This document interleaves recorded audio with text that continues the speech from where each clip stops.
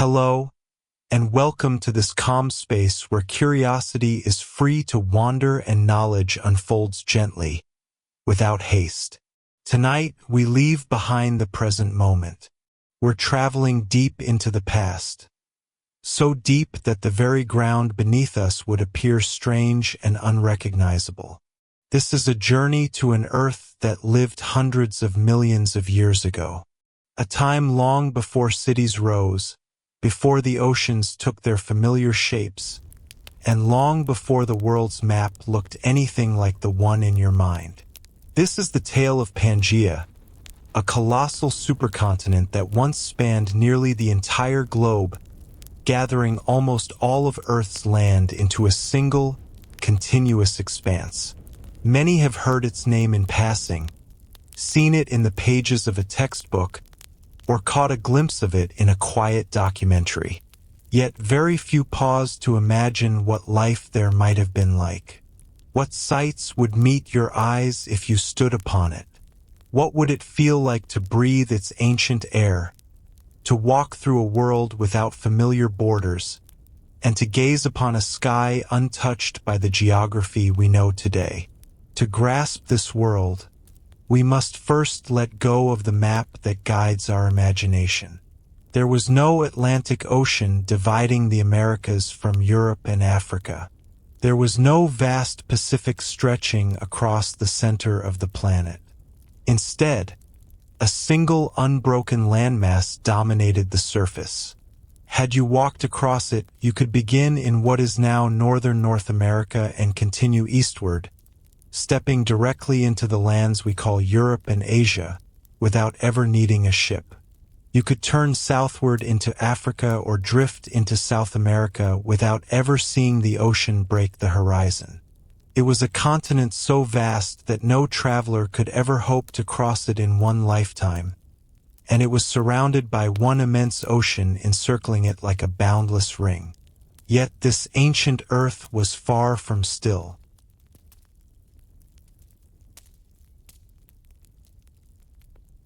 It was alive with change, restless and full of movement, a world in motion rather than a silent land. The Earth has never known stillness, and during the Age of Pangea, this restlessness was as powerful as ever. Beneath the surface, immense forces pressed and shifted, unseen but unstoppable. They drove the continents together, fusing them into a single whole.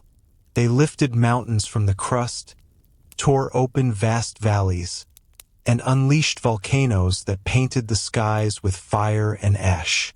At the very heart of this giant supercontinent, life endured under conditions that to us would feel almost alien. Far from the coasts, the climate was extreme. With no seas to carry moisture deep inland, immense dry regions stretched endlessly, where rain was a rarity. Summers brought suffocating waves of heat, while winters bit with a deep, cutting cold. The seasons swung violently, the air carried little moisture, and the sky seemed infinite, broken only by the jagged outline of distant mountains or the shapes of forests adapted to survive this demanding world. And yet, even in such harshness, life found its way into every corner. Towering plants covered some regions, while endless red deserts spread across others. Creatures unlike anything we know today wandered those lands. Strange reptiles roamed, some already carrying hints of the first mammals, while insects grew to sizes that would startle modern eyes. The planet teemed with vitality, though it was life molded by the unusual rules of this singular world. Perhaps most extraordinary of all was the absence of the boundaries we now take for granted. Today, oceans divide continents and keep ecosystems apart. But in Pangea's age, no such barriers existed. A river could begin in what we now call Asia and flow uninterrupted into the land we know as Europe, never halted by a sea. In time. Forests could spread seamlessly across regions that, in time would be torn apart into separate continents. The same animals could travel freely, wandering from one edge of the supercontinent to the other.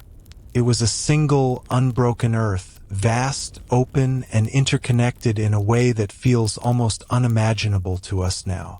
But even such immensity was never meant to last. The very forces that forged this world were also sowing its end. While they bound the land into one, they were quietly preparing to pull it apart once more. That has always been the way of our restless planet. Continents shift, oceans open, then close again. Mountains rise skyward, only to erode and fall. And while Pangea endured, it left behind traces that still shape our world today, guiding the path of evolution and laying down the foundations of the Earth we recognize. Yet before we reach the moment when this supercontinent began to break apart, we must look further back, to the immense forces that first brought it together. For to imagine life on that ancient land, we must first understand how the planet gathered all its pieces into one. The story does not begin with a single dramatic upheaval, but with steady, unyielding motion. Beneath the ground, Earth's outer shell is divided into colossal plates, drifting slowly over the hotter, softer mantle beneath. Their progress is almost imperceptible, measured only in centimeters each year. But given millions of years, this quiet movement reshapes the entire face of the globe. Long before Pangea, other supercontinents rose and fell: Rodinia, Nuna, and others whose names are spoken mostly in geology halls. Each formed, split apart, and sent their fragments drifting, preparing the stage upon which Pangea would eventually appear. Forests could spread seamlessly across regions that, in time, would be torn apart into separate continents. The same animals could travel freely, wandering from one edge of the supercontinent to the other. It was a single, unbroken Earth, vast, open, and interconnected in a way that feels almost unimaginable to us now. But even such immensity was never meant to last. The very forces that forged this world were also sowing its end. While they bound the land into one, they were quietly preparing to pull it apart once more. That has always been the way of our restless planet. Continents shift, oceans open, then close again. Mountains rise skyward, only to erode and fall. And while Pangea endured, it left behind traces that still shape our world today, guiding the path of evolution and laying down the foundations of the Earth we recognize. Yet before we reach the moment when this supercontinent began to break apart, we must look further back, to the immense forces that first brought it together. For to imagine life on that ancient land, we must first understand how the planet gathered all its pieces into one.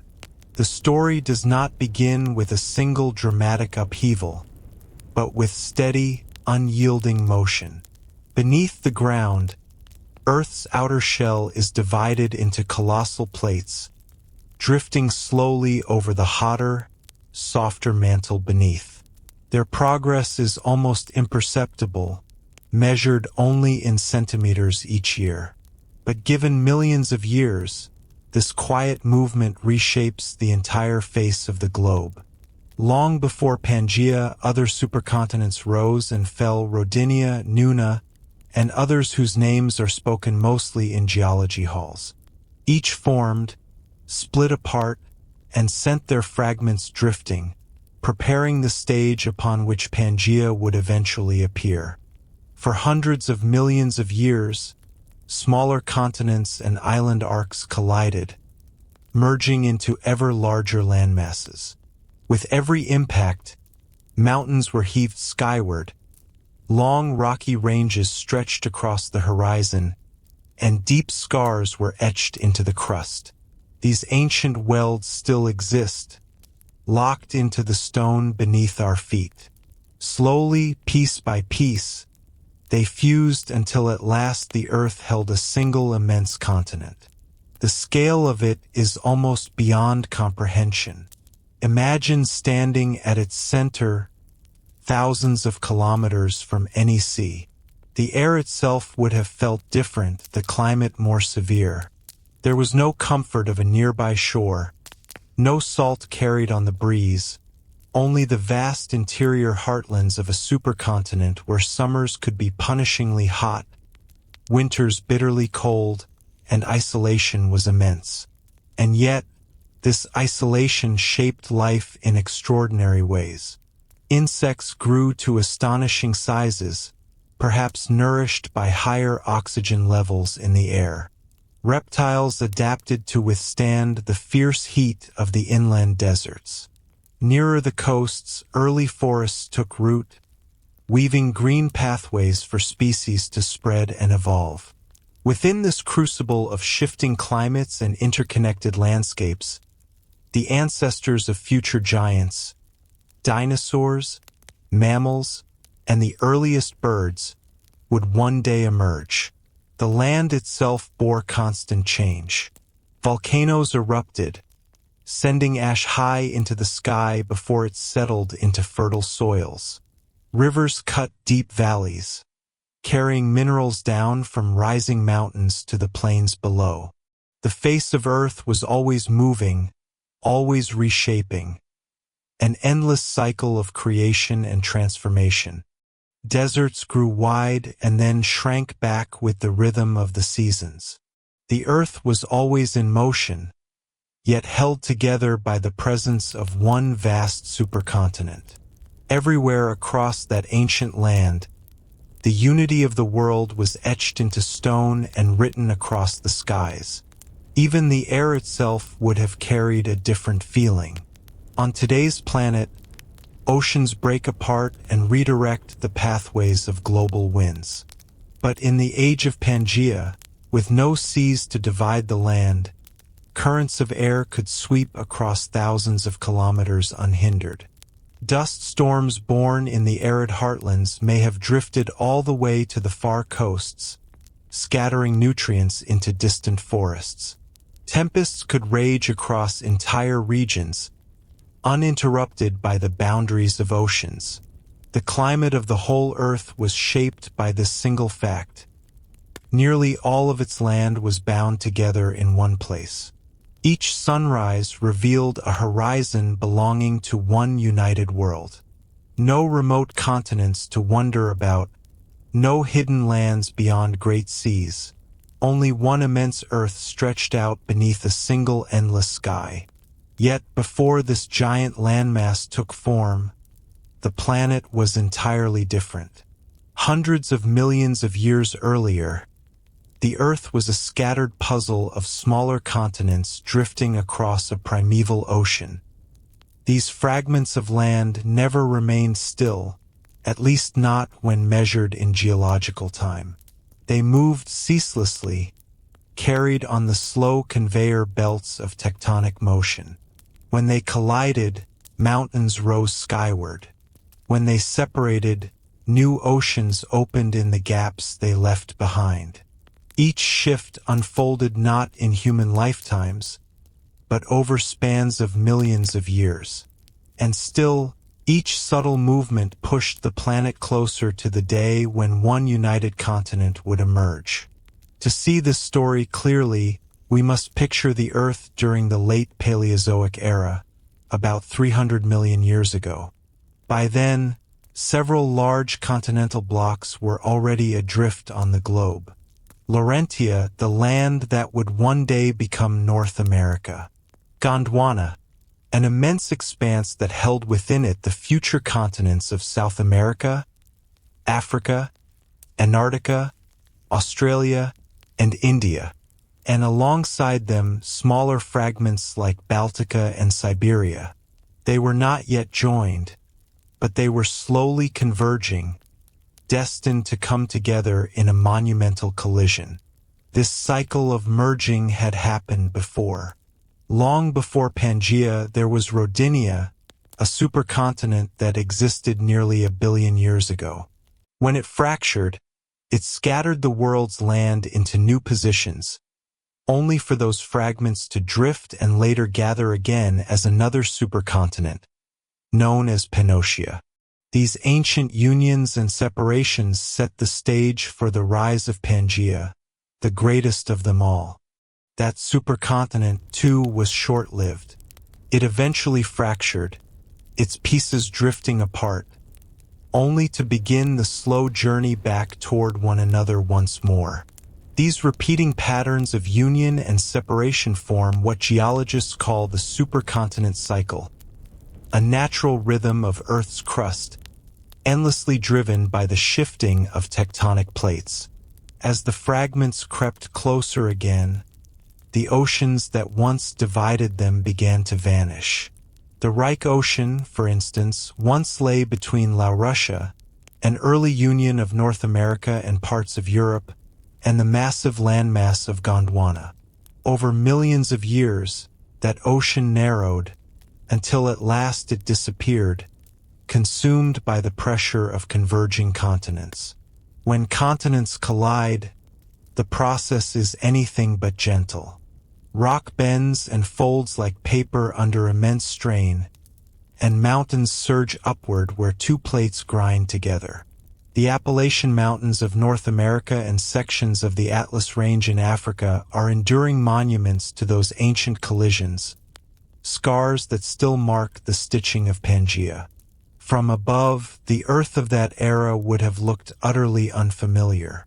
Great landmasses slowly crept toward each other across a single, enormous ocean known as Panthalassa.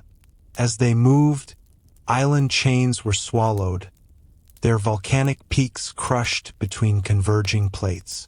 Shallow seas drained away, and boundaries blurred until eventually, all became part of one colossal whole. Meanwhile, Earth's climate was undergoing its own transformations. Vast ice sheets still clung to parts of Gondwana, especially across the regions we now know as South America, Africa, and Antarctica. In the rocks, long scratches carved by ancient glaciers reveal that even as Pangea was forming, the planet swung between colder and warmer intervals. As seas closed and new mountain ranges rose, ocean currents shifted, and the atmosphere began to take on an entirely new rhythm. These changes were not background details. They altered the very stage upon which life evolved. Mountains diverted winds, caught moisture on one side, and cast arid rain shadows on the other. Even before Pangea was fully assembled, these shifting landscapes were reshaping ecosystems and setting the conditions for which plants and animals would flourish in the age to come. Had you stood on Earth during this time, you would have seen scenes both familiar and alien. Broad swampy lowlands stretched across what would become North America and Europe, blanketed by towering forests of primitive trees. These were the Carboniferous forests, dense and humid, where layer upon layer of decaying plant matter was slowly being transformed into the coal seams we mine today. The air was rich in oxygen, far higher than in our own age, allowing some insects to reach astonishing sizes. Dragonflies skimmed above the canopy with wingspans nearly 1 meter across, while enormous millipede-like arthropods crawled along the damp forest floor. The world was thick with life, and Earth still experimenting with possibilities. Farther south, Gondwana told a contrasting story. Much of it lay within the polar regions, where vast glaciers carved across its surface.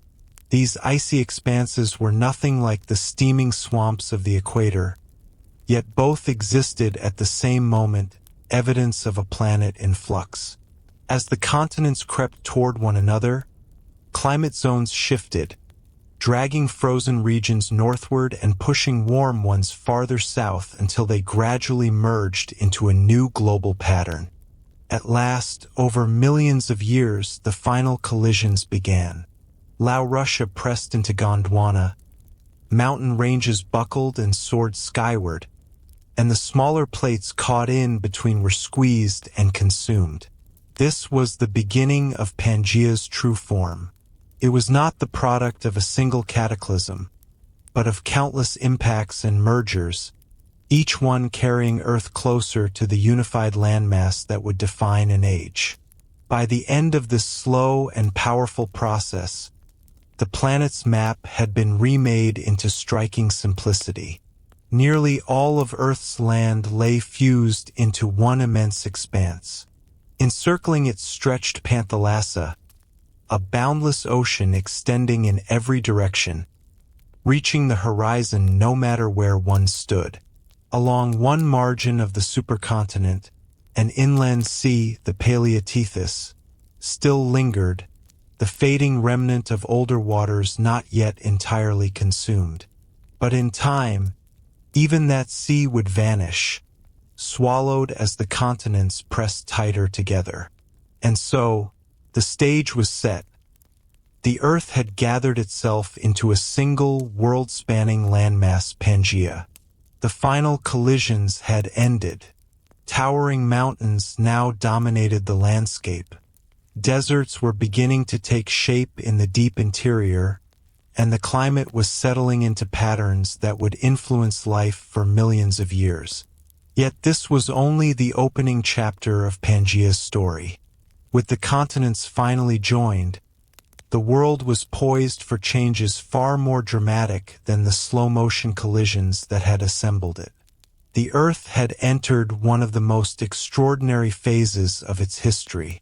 Pangea was no longer a concept in flux, it was a tangible reality. The long journeys of land masses, spanning thousands of kilometers, had concluded, leaving a single unified continent encircled by a vast, uninterrupted ocean. This was an Earth without the familiar divisions of today, and its sheer magnitude would have affected every corner of the planet's surface. The creation of Pangea was more than the simple merging of continents. It was a transformation of the entire Earth system. Mountain ranges rose where the crust had buckled under pressure, and deep fractures became sutures, stitching together fragments into a single massive landmass. These ancient scars are still visible today, traced by geologists across continents now separated by oceans, a record of a time when they were once joined. The collision zones were violent and unrelenting. When tectonic plates meet, the crust folds and cracks. Heat builds as rock grinds against rock, and molten magma forces its way upward, giving rise to chains of volcanoes that stretch for thousands of kilometers. In the birth of Pangea, this process was continuous. The central regions of the supercontinent were sculpted by mountains rivaling the size of the modern Himalayas. Though these peaks would erode over time, their prime revealed the raw energy of Earth's restless crust. At the same time, vast basins formed between these ranges.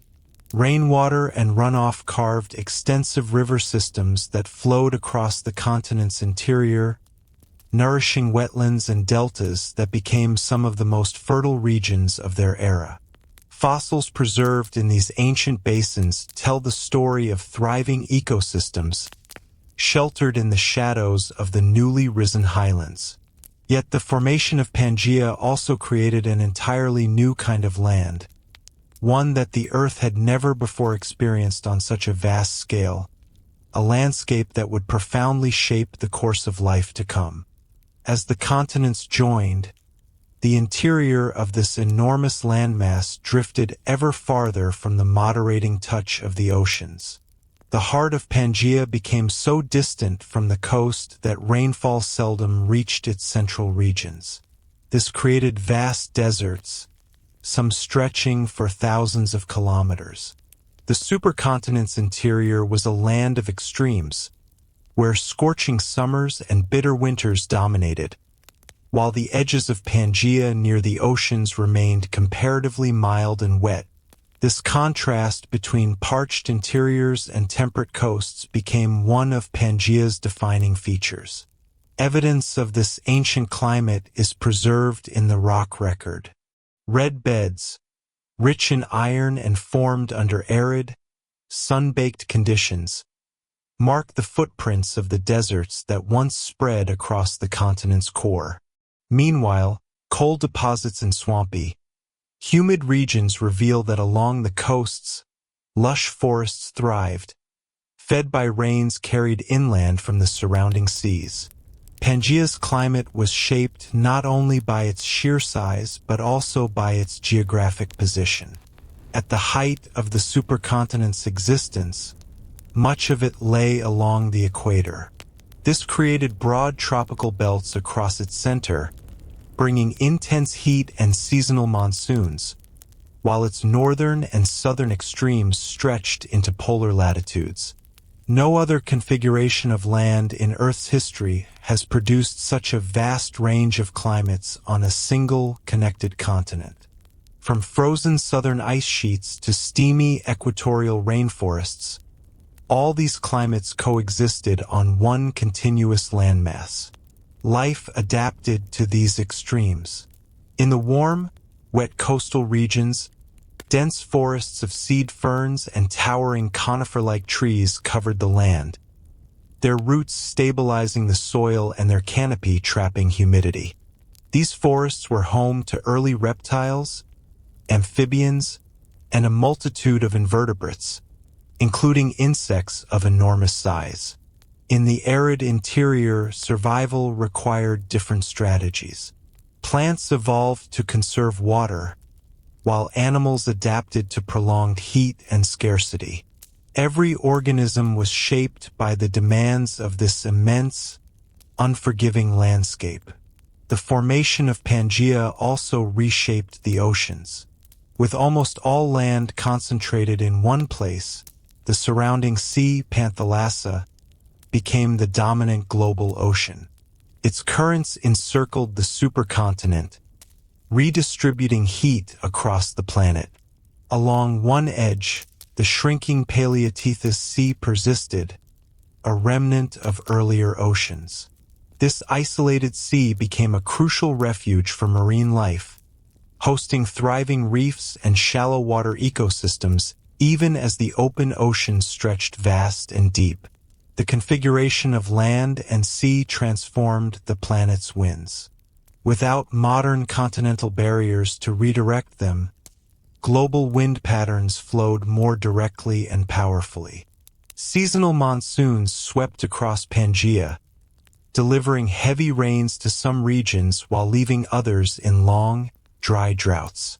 Dust from the arid interior could travel for thousands of kilometers, falling into distant coastal forests or even reaching the ocean. Perhaps most strikingly, the unification of all continents erased the barriers that had once separated ecosystems, reshaping the path of life and setting the stage for future evolutionary possibilities. Species that had once evolved in isolation now encountered one another across vast new territories. Predators tracked prey into lands they had never traversed before. Plants and animals expanded into regions that had previously been inaccessible. This intermingling of life set evolutionary paths in motion that would influence the course of life for millions of years. Fossils discovered today in continents as distant as South America, Africa, and India often show striking similarities, evidence that during Pangea's reign, the same species roamed lands now separated by vast oceans. Even as Pangea stabilized, it was far from inert. Deep beneath its surface, the forces that had brought the supercontinent together continued to operate. Heat accumulated under the crust, gradually weakening it in some regions. Faults formed, invisible at first, but these fractures would later mark the starting points for the monumental breakup that would once again scatter the continents. Yet for the moment, Pangea stood as a whole, an extraordinary configuration dominating Earth's surface and defining an entire geological age. To traverse it then would have been to experience the planet in a way impossible today.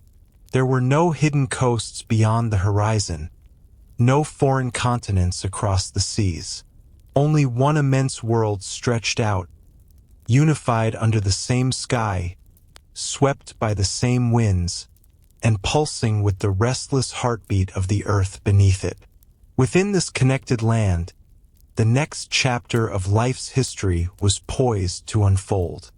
With the earth gathered into a single colossal landmass, the concept of distance was transformed.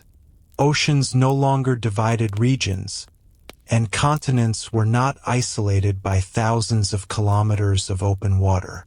Pangea was a continuous world, stretching unbroken from one horizon to the next. Imagine standing near its vast center. You could walk for months in any direction without glimpsing the shimmer of an ocean. Plains spread so far that the sky itself seemed immense. Rivers meandered across entire regions, weaving through landscapes without borders. Moving across the continent, one would pass through different climates, not because oceans separated them, but because the sheer scale of the land caused gradual shifts in weather over unimaginable distances. This was a world without isolated ecosystems. In the modern Earth, oceans act as natural barriers, separating species and giving rise to distinct life forms on each continent. On Pangea, such barriers did not exist. Plants and animals could spread freely, colonizing vast expanses, and forging a unified biosphere across a landmass larger than anything we experience today. Organisms could traverse vast stretches of land without ever being interrupted by a sea. Fossil evidence confirms this. Identical species have been discovered on continents now separated by thousands of kilometers of ocean. Reptiles that roamed what we today call South America also left traces in Africa, and early plant species extended across regions now scattered around the globe. Pangea created a world in which life moved freely, as if the entire planet were a single connected habitat. The absence of borders also reshaped the behavior of the land itself. Winds could travel unimpeded, not deflected by mountain chains or fragmented coastlines. Massive air currents swept across the supercontinent, carrying heat and dust from the parched interior toward the coasts. Rainfall, however, struggled to penetrate far inland. Moisture from the surrounding oceans nourished forests and wetlands along Pangea's edges. But by the time the air reached the deep interior, little remained. There, vast deserts sprawled, some larger than the modern Sahara, creating a striking contrast with the lush, humid coastal belts. Pangea became a world of extremes. The rivers that coursed across the continent carried more than water. They were vital highways for life. Early amphibians followed these waterways, moving from region to region, guided by the steady flow of fresh water. Along the riverbanks, forests of ancient conifers and seed ferns formed green corridors, linking one part of Pangea to another. Some rivers were so extensive that, in our modern perspective, their courses would cross multiple continents. Yet within Pangea, they were simply part of a vast, continuous landscape. Mountains, too, shaped the land. Enormous ranges rose where continents had collided, their folded layers thrust skyward. Some of these ranges extended across immense distances, stitching the land together like natural seams. Over time, erosion wore down the peaks, and rivers carried sediments into surrounding regions, enriching soils and forming expansive floodplains. Traveling across this supercontinent meant moving through a gradual succession of environments. From humid coastal forests, one would pass into open savannas and grasslands, then into endless deserts, their red sands interrupted only by rocky outcrops and occasional winding rivers. Beyond the deserts, forests reappeared, nourished by rainfall descending from nearby mountains, creating microclimates within the vast continental interior. Pangea was unified, yet never monotonous.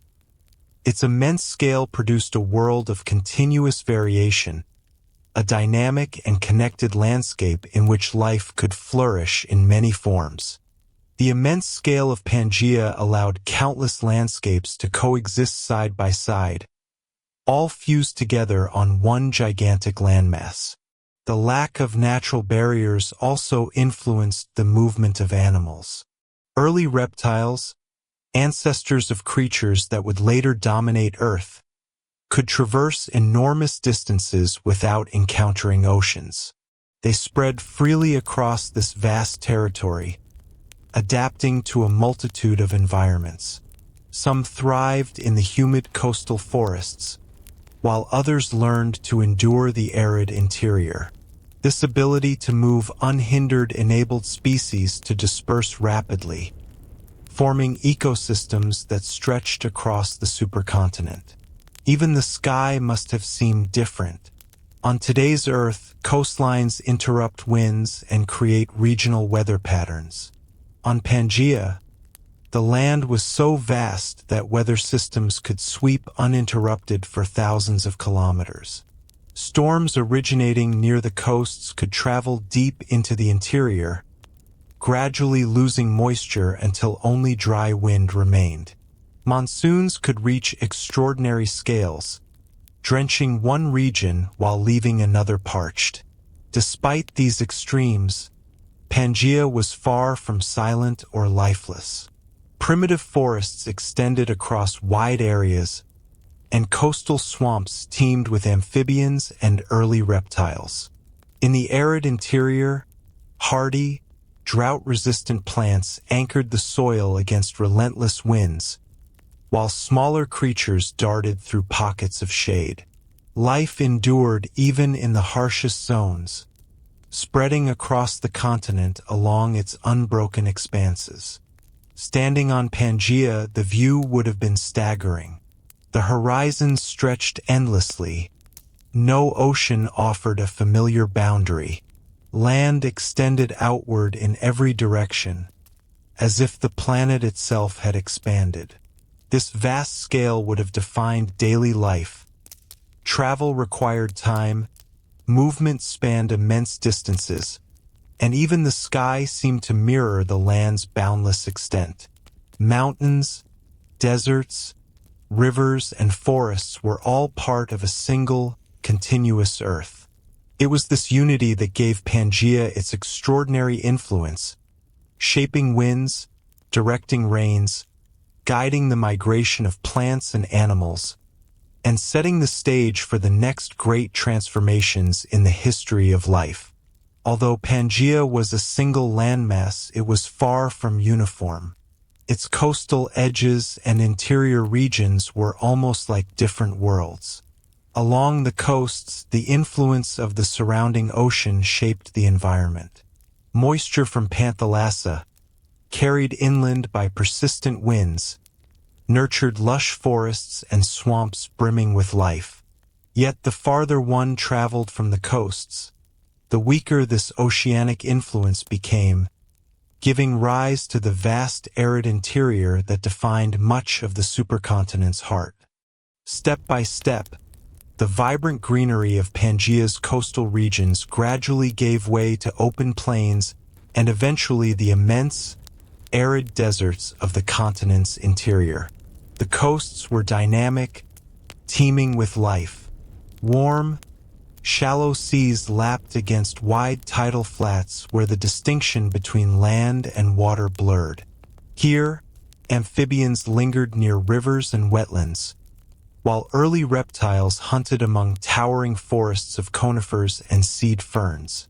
Insects, some far larger than those of today, buzzed through the humid air. The climate was warm and wet, shaped by the nearby ocean, allowing ecosystems to thrive much like tropical regions on our modern Earth. Fossil evidence from these zones reveals dense vegetation and extraordinary biodiversity. Some areas may have resembled today's mangrove swamps, with tangled roots and slow-moving waters filled with early fish and invertebrates. Farther inland, yet still influenced by the ocean's moisture, expansive river systems carved the land, creating broad floodplains where forests grew thick and lush. These areas were likely the most hospitable parts of Pangea, rich in food and shelter, with predictable seasonal cycles. Yet, with every step away from the coasts, the environment changed. Deep in the continental interior, rainfall became rare. The very scale that allowed Pangea to unite most of Earth's land also created one of its defining features: a heartland so distant from the seas that it became a desert of unimaginable size. These were not mere patches of sand like those we know today. They extended for thousands of kilometers, interrupted only by occasional rocky uplands or isolated rivers. Evidence of these deserts survives in red beds, iron-rich rock layers formed under intense heat and arid conditions. They reveal a relentless landscape where only the hardiest life could endure. In this interior, the air felt heavy during the day, heat radiating from the ground in shimmering waves. At night, without clouds or nearby oceans to retain warmth, temperatures plunged, leaving the land cold beneath a canopy of brilliant stars. Survival demanded resilience. Plants were sparse and tough, with deep roots and hardened leaves to conserve water. Small reptiles and early mammal-like creatures adapted to the harsh conditions, burrowing or emerging during cooler periods to avoid the punishing sun. Between the deserts and coastal forests existed transitional zones, grasslands, and open woodlands where the climate gradually shifted from wet to dry. These belts served as crucial corridors for life on Pangea, enabling species to migrate across the supercontinent and explaining the widespread fossil distributions found today on continents now separated by oceans. Even the coasts were diverse. Some received steady rainfall and supported dense swampy forests, while others lay in rain shadows cast by towering mountain ranges, leaving them surprisingly dry. Monsoonal winds, driven by Pangea's immense size and the sun's seasonal shifts, brought alternating floods and droughts to various coastal zones. The land was never still. Storms swept inland each year. Rivers swelled and receded, and forests adapted to cycles repeating over millions of years. The contrast between coast and interior shaped not only the terrain but also the behavior and adaptations of the animals that called Pangea home. Coastal regions of Pangea were teeming with life and abundant resources, supporting a wide variety of species. In contrast, the interior deserts presented harsh conditions, where competition was intense and life evolved highly specialized adaptations. Fossil evidence reveals animals in these arid zones exhibiting traits tailored to survive, burrowing behaviors, specialized teeth for consuming tough, dry vegetation, and other unique features. Life across Pangea was not evenly spread, yet it remained deeply interconnected. Rivers flowing from mountains to the coasts, winds carrying mineral-rich dust from the deserts to distant forests, and the migratory paths of animals all linked these environments into a complex, interwoven system. Even the atmosphere reflected this connectivity. Dust storms from the interior likely traveled great distances, depositing nutrients across the land and into the surrounding oceans, fueling ecosystems both terrestrial and marine. Traveling across Pangea would have meant passing through stark contrasts. from the lush, vibrant forests of the coasts to the sun-scorched emptiness of interior deserts, and finally back again as you approached another distant sea. It was a single, continuous world, yet it contained climates and landscapes that today would be separated by entire oceans. This illustrates the true enormity of Pangea, a land so vast that it encompassed its own extremes within a single connected expanse. Despite these differences, Pangea was far from static. Its mountains continued to shift, climates evolved, deserts expanded and contracted, and coastal regions transformed with the rise and fall of ancient seas. The land was in constant motion, and this dynamic state had no immediate end. Moving deeper into the continental heart, the influence of the ocean faded. Moisture from the coasts rarely reached these distant interiors, winds weakened, and the air became dry beneath an unbroken sky. This was the great central interior, defined not by what it held, but by what it lacked. Rain was rare. Months could pass without a single storm. And when clouds finally gathered, their brief showers vanished almost immediately, absorbed by the parched ground. The interior stretched for thousands of kilometers in all directions.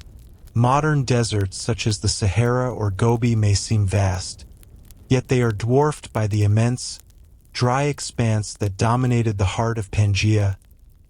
Geologists examining ancient strata have discovered successive layers of red sandstone, deeply stained with iron and baked under relentless heat. These layers stand as evidence of an arid world that persisted for millions of years. They reveal a landscape molded by sun and wind, where rivers were scarce and lakes appeared only temporarily, vanishing as soon as the brief rains ended. The climate here was unforgiving.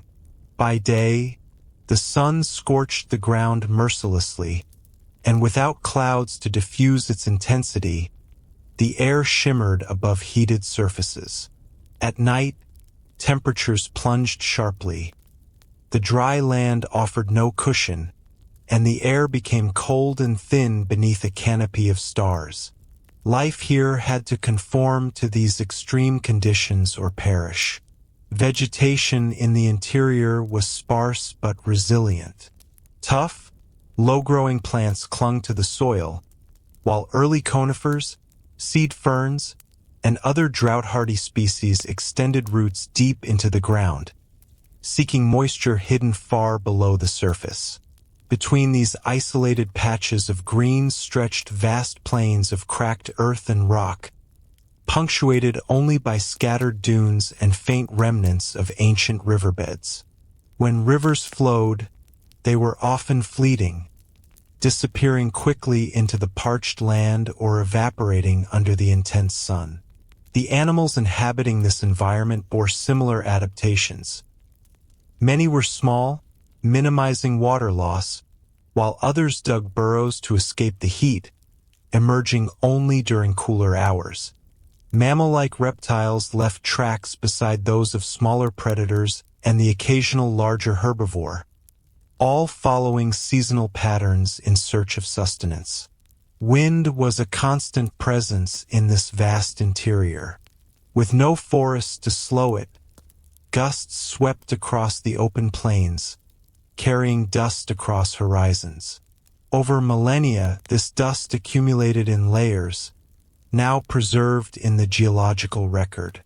The scenery would have been austere, dominated by reds and browns baked under the sun, with pale skies shifting from brilliant blue by day to deep, star-studded black at night, interrupted only by distant mountain silhouettes. Yet harshness did not equate to lifelessness. Even in Pangea's dry heart, ecosystems persisted. Scattered oases existed where underground springs surfaced, and seasonal floods from distant mountains carved temporary rivers across the arid plains, drawing life from miles around. fossils from these fleetingly vibrant regions reveal sudden bursts of activity, showing that, for brief moments, these parched lands came alive with water, only to fall silent again as the heat reclaimed dominance.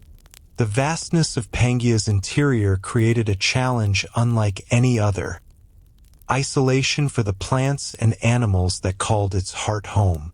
Distances between fertile regions were immense, making migrations that would be simple today a journey spanning generations. Populations became highly specialized, molded by the relentless demands of the arid environment, until they scarcely resembled their relatives inhabiting the coastal forests. This gradual process of adaptation became a powerful engine of evolution, producing species uniquely equipped to endure conditions that few others could survive. The wind-driven climate further shaped the land itself over millions of years. With minimal rainfall, erosion proceeded slowly, leaving rocky outcrops formed during Pangea's creation exposed for eons. Their surfaces bore the scars of time. Sand driven by constant gusts sculpted dunes and carved intricate patterns into stone. These ancient marks, preserved in today's rock record, stand as silent witnesses to a world where the desert seemed boundless. Yet, despite its apparent emptiness, the interior was connected to the rest of Pangea. Dust lifted from these dry plains drifted outward, carried on the winds into coastal forests, delivering vital minerals that nourished distant ecosystems. Seasonal storms, though infrequent, occasionally formed along the edges of the interior, pushing hot, dry air into greener lands and subtly altering weather far beyond the desert's reach. In its own way, this arid heart influenced the entire supercontinent, tying the fate of the interior to that of the coasts. To traverse the center of Pangea would have been to encounter a silence almost unimaginable today. No waves breaking on distant shores, no dense canopy rustling with leaves. Only the sweep of air across bare stone, punctuated by the occasional call of an animal adapted to these empty expanses. Yet within this quiet, life persisted and endured, learning resilience under the harshest conditions and preparing for the challenges that lay ahead in a changing world. While the interior was dominated by dry winds and endless horizons, the edges of Pangea were shaped by an entirely different force: the surrounding ocean. Panthalassa, the immense global sea bordering the supercontinent, stretched outward in all directions, so vast that even from the coasts of Pangea it may have appeared infinite. This ocean was far more than a backdrop. It was a central driver of climate, ecosystems, and the movement of life across the planet. Where land met water, the environment was transformed. Moisture carried inland by ocean winds fed the coastal belts, creating vibrant regions of life that contrasted sharply with the barren interior. Here, rivers swelled with seasonal rains, wetlands teemed with early amphibians, and forests grew dense enough in some areas to form nearly unbroken canopies. Along these shores, life thrived most abundantly, nourished by the constant interplay of land and sea. Panthalassa itself was extraordinary in scale, covering nearly 3/4 of the planet. Its deep currents circulated slowly, but with tremendous reach, redistributing heat and shaping weather patterns across vast distances, influencing every corner of the supercontinent and the life it supported. With only a single massive continent to disrupt its flow, the waters of Panthalassa moved in immense, looping currents around Pangea, redistributing heat from the equator toward the poles. This constant circulation helped moderate temperatures along the coasts while leaving the heart of the continent to endure extreme conditions. Along the shorelines, however, the ocean's influence was immediate and tangible. Warm, shallow seas inundated low-lying coastal regions, sometimes stretching for hundreds of kilometers, creating ideal habitats for life. Ancient reefs, constructed by early corals and sponges, rose from the seafloor, while schools of primitive fish glided through clear waters. Trilobite-like arthropods, nearing the end of their dominance, still clung to survival in isolated pockets. In these coastal waters, nutrient cycles tightly connected the land and sea. Rivers flowing from Pangea's interior carried sediment rich in minerals, fertilizing shallow marine environments. These nutrients fueled blooms of plankton, forming the base of a growing web of marine life. Fossils preserved in these sediments tell of astonishing abundance. Diverse fish, invertebrates with ornate shells, and predators that prowled these waters long before the first dinosaurs ever walked the land. The coasts were also shaped by the seasonal moods of the ocean. Monsoons, driven by Pangea's immense size, brought torrential rains and powerful storms to the edges of the continent. Rivers swelled, wetlands flooded, and the landscape was reshaped year after year. In some areas, salt-laden winds carried minerals inland, leaving crusted flats where water evaporated faster than it arrived. Each cycle etched new features into the land, creating a coastline in constant transformation. Despite the challenges of the interior, Pangea's coasts acted as dynamic hubs of connection. They linked the land to the ocean and provided gateways for life between these two realms. Amphibians ventured into wetlands to lay their eggs, relying on a steady supply of fresh water, while early reptiles evolved traits freeing them from dependence on aquatic breeding, enabling them to expand deeper inland. Primitive mammal ancestors likely emerged in these coastal zones, their survival tied to the fertile and diverse ecosystems stretching between ocean and land. The air along the coasts buzzed with life. Insects flitted through forests bordering tidal flats.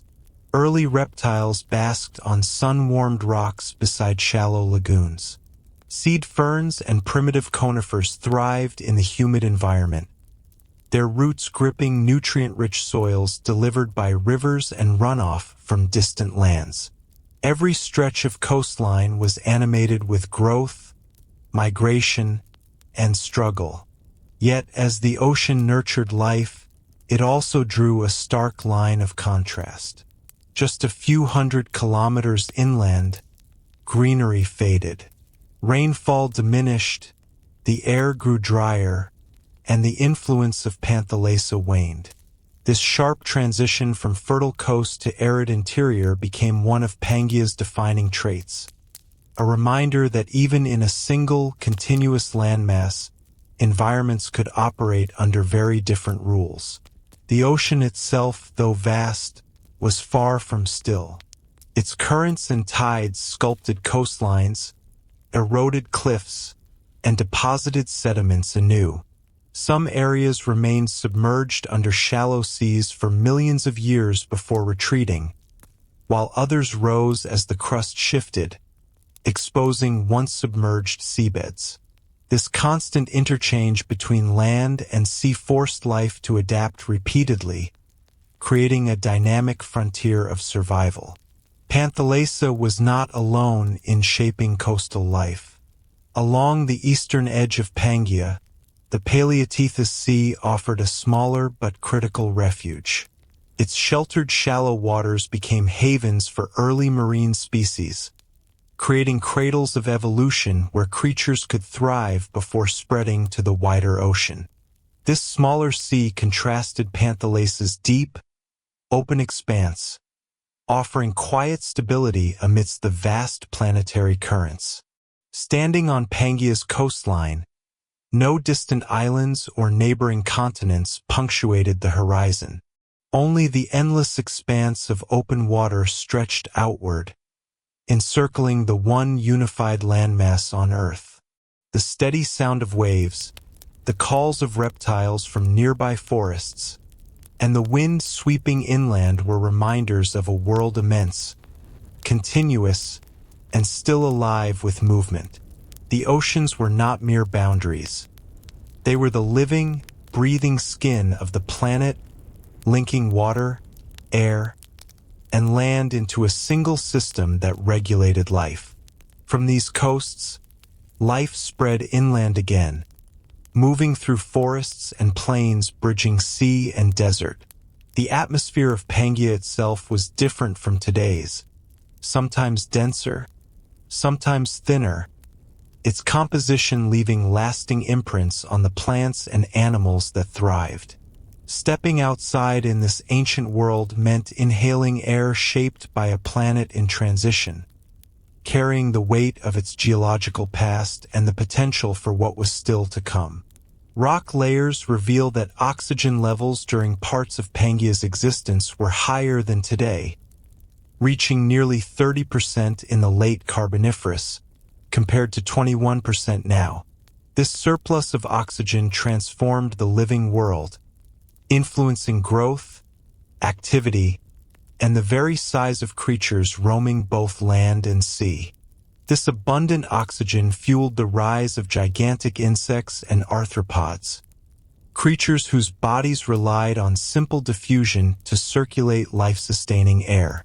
Dragonflies with wingspans stretching longer than a human arm skimmed over dense forests, their iridescent wings cutting through the humid air. Millipede-like invertebrates grew to astonishing lengths, their segmented bodies crawling across the forest floor in a spectacle that would seem unreal in any modern ecosystem. The atmosphere itself literally enabled these creatures to become giants. Yet this elevated oxygen content was not permanent. As Pangea reached a more stable configuration and entered the Permian period, oxygen levels began a steady decline. By the middle of this era, concentrations may have fallen to around 15%, a level that would challenge a modern human's lungs but which the animals of the time were finely tuned to manage. Their respiratory and circulatory systems evolved to extract every possible molecule of oxygen, allowing them to thrive even in thinning air. This gradual reduction reshaped ecosystems, favoring smaller, more efficient organisms while contributing to the decline of the colossal insects that had dominated earlier ages. Carbon dioxide, too, played a decisive role. Massive volcanic eruptions along Pangea's fault zones released enormous amounts of CO2, warming the planet and driving immense weather systems. This greenhouse effect sustained the humid coastal forests, keeping them lush and vibrant, while amplifying the aridity of the continental interior. The chemical composition of the atmosphere was intimately connected to the geology of the supercontinent. Each eruption, each tectonic shift, left an imprint on life, observable millions of years later in fossilized skeletons. Periods of intense volcanic activity filled the skies with fine aerosols, scattering sunlight and tinting the horizon in extraordinary ways. Some sunsets burned a deep crimson, their glow stretching across the flat, open interiors of Pangea, while at other times, the air cleared to reveal an endless expanse of sharp, unbroken blue, faintly softened by minimal moisture. The atmosphere carried heat with it. Without numerous smaller continents and oceans to moderate temperatures, seasonal extremes were intensified. Summers baked the interior under dry, scorching air, while winters brought sudden chills, the thin air biting sharply. Along the coasts, the climate was gentler, tempered by constant ocean breezes. Yet even here, the rhythms of the supercontinent were apparent. Monsoon seasons swept humid winds inland, nourishing the coastal forests with moisture-laden air. And when those currents shifted away, dry air reclaimed the land with relentless persistence. Within this atmosphere, every organism moved in concert with the air. Some evolved highly efficient lungs, capable of extracting oxygen from thinning skies. Others mastered stillness, conserving energy, heat, and moisture. Plants altered their leaf structures, controlling pore openings to retain water while absorbing vital gases for growth. Every adaptation responded directly to the atmosphere, and every fluctuation in the air rippled through the web of life. Yet Pangea's air impressed not only with its composition but with its reach. One continuous envelope of atmosphere wrapped the entire supercontinent. Winds sweeping across interior deserts carried dust and mineral-rich particles to distant soils. Moisture from the oceans drifted inland, falling where it could, feeding forests and wetlands. Air linked deserts to forests, mountains to plains, connecting every living thing across the land. To inhale on Pangea was to breathe the continent itself. The dry heat of the interior, salt-laden coastal breezes, faint traces of distant volcanic gases, all in one breath. The atmosphere was a shared thread tying every corner of the world together, and as life adapted to it, it in turn shaped the air, creating a feedback loop that would define this era and prepare the planet for future transformations. Within this dynamic environment, the stage was set for the next great chapter of life. Deserts, coasts, and forests had already prepared the backdrop, and now organisms began to respond. This was the time before dinosaurs, when the earliest ancestors of the giants that would later dominate the land were taking their first steps. The planet had not yet been ruled by towering creatures, but the foundations for that dominance were quietly being laid through gradual adaptations. During the late Carboniferous and into the Permian, terrestrial life became increasingly specialized. Coastal forests remained dense and humid, hosting fierce competition. Amphibians dominated rivers and wetlands, their existence tied closely to water, but new arrivals, the reptiles, introduced a radical innovation: the amniotic egg. Unlike amphibians, reptiles could reproduce entirely on land, their eggs protected by shells and membranes that retained moisture. This adaptation opened vast interior regions to colonization, allowing reptiles to move into deserts and dry plains inaccessible to amphibians. These early reptiles were not yet the massive predators or towering herbivores of later ages. Many were small, agile, and close to the ground, hunting insects and other minor prey. Yet some began to grow in size. Among them were the synapsids, a group destined to give rise to mammals. During the Permian, synapsids dominated the terrestrial landscape in a variety of bizarre forms. Some, like Dimetrodon, bore enormous sails along their backs, perhaps for thermoregulation or display. Others had robust jaws and sturdy, enduring bodies, roaming the drier regions of the supercontinent in search of food. Herbivorous synapsids fed on tough ferns and seed plants along riverbanks and in forests, their teeth adapted for grinding coarse vegetation. Though slow-moving, their bulk offered protection, and in a world of vast distances and extreme climates, size conferred clear advantages. It allowed them to traverse greater distances in search of sustenance, endure longer periods without water, and survive the relentless swings of Pangea's seasons. The insects of this era remained extraordinary in their own right. In the earlier phases of Pangea, when oxygen levels were higher, some arthropods reached sizes that seem unimaginable today. Dragonflies with wingspans approaching a meter glided effortlessly over rivers, while millipede-like invertebrates extended for several feet, crawling slowly across forest floors. Though their dominance waned as oxygen levels gradually decreased, these giants continued to define the landscape. They stood as living reminders of a period when the very air enabled life to attain extraordinary dimensions.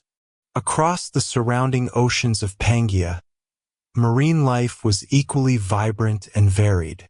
Heavily armored predatory fish prowled open waters, hunting with relentless precision. In the shallows, early sharks moved with sleek efficiency, their lineages already well established along coastlines and within smaller inland seas. Invertebrates such as brachiopods, ammonites, and crinoids thrived on the seafloor, filtering nutrients carried by Panthalace's vast currents. Though immense and deep, these waters remained intimately linked to the rhythms of the land. Winds carried mineral-rich dust from the deserts into the sea, and seasonal floods from rivers along the coasts replenished the shallow continental shelves, sustaining diverse marine ecosystems. On land, the first great experiments in size were beginning to emerge among the synapsids and reptiles. Certain species grew heavier and more formidable, testing the physical limits that Pangea could support. Fossilized skeletons reveal robust limbs capable of bearing immense bulk and teeth shaped for diverse diets. These animals were not yet the titanic forms that would dominate the Triassic and Jurassic periods, but they represented evolution's earliest attempts to populate the vast expanses of Pangea with creatures of considerable scale. The supercontinent's climate exerted a profound influence on this process. Coastal forests offered abundant resources, with multiple layers of vegetation providing nearly unlimited food for herbivores. In contrast, the arid interior demanded resilience. Survival favored larger body size, enabling animals to travel farther in search of water and to store energy for lean periods. Across millions of years, these pressures molded the physiques of Pangea's inhabitants, laying the foundation for the emergence of the great lineages that would later dominate the land. Predators followed in step. As herbivores expanded in size, their hunters evolved in response. Early reptilian predators developed long jaws, sharp teeth, and muscular builds, matching their quarry in both strength and agility. This relentless interplay between predator and prey drove evolutionary innovation, shaping the ecosystems of Pangea in preparation for the monumental transformations that awaited in the eras to come. These battles of size and strength would eventually extend into the Triassic, setting the stage for the first true giants of the Mesozoic, the era dominated by dinosaurs. Yet even in this earlier epoch, a clear pattern emerged. Pangea was a realm that rewarded adaptation on an immense scale. The connectivity of the supercontinent amplified this effect. With oceans absent to block their movement, species could traverse vast distances, transporting new traits across regions. A predator that evolved in one corner of Pangea could, over generations, follow its prey into entirely different climates. Herbivores migrated from the moist coastal belts into the arid interior, their populations diversifying and adapting to the unique pressures of each new environment. Evolution did not act in isolation here.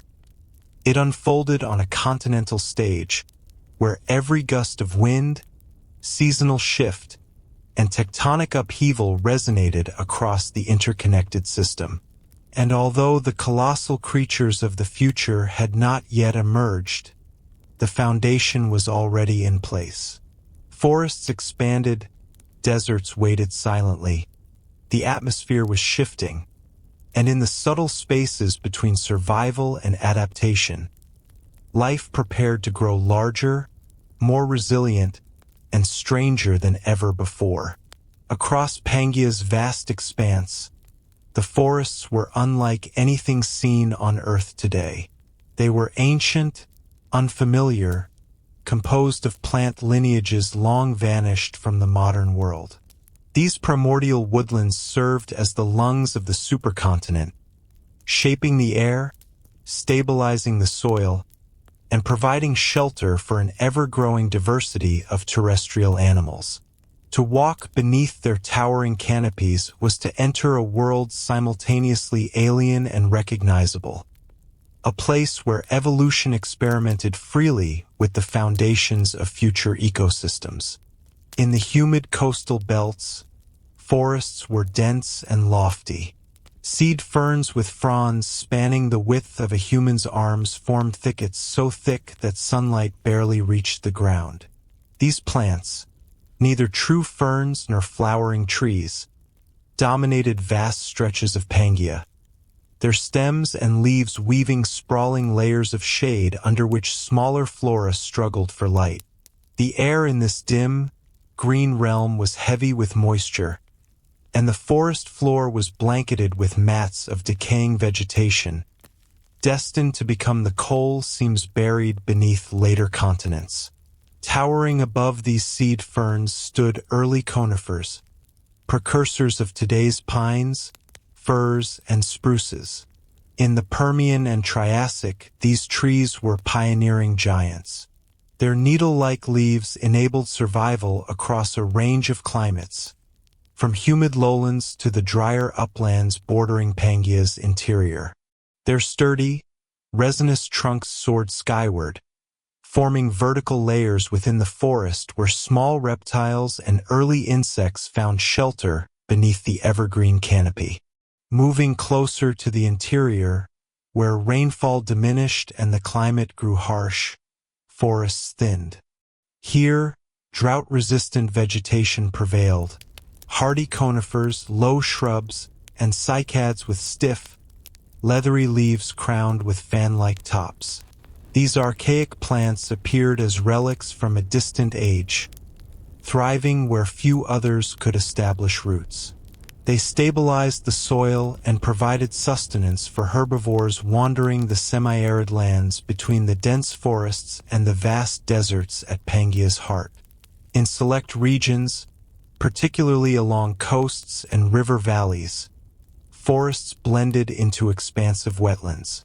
These swampy zones were dominated by ancient horsetails and club mosses, species that once towered over modern descendants. Hollow, jointed stems formed dense thickets along waterways, their roots anchoring the soil against shifting currents. These wetlands served as nurseries, sheltering amphibians dependent on water for reproduction, while early reptiles patrolled the edges in search of prey. Pangea's forests were alive with sound. Insects buzzed incessantly through the dense air, their wings catching dappled light. Giant dragonflies, their wings beating with deliberate rhythm, skimmed across clearings and along riverbanks. On the forest floor, millipede-like arthropods crept among the thick leaf litter, while beetles and primitive ants labored quietly, breaking down decaying plant matter. The hum of life was constant, a reminder that in every layer of these ancient forests, evolution was actively at work, shaping the creatures and ecosystems that would define the world to come. Every rustle, chirp, and movement within these ancient forests was a thread in a complex web, binding the entire ecosystem into a single, interdependent network. Wherever plant life flourished, herbivores were never far behind. Early synapsids and reptiles grazed among the dense ferns and cycads, their jaws specialized for shredding fibrous vegetation.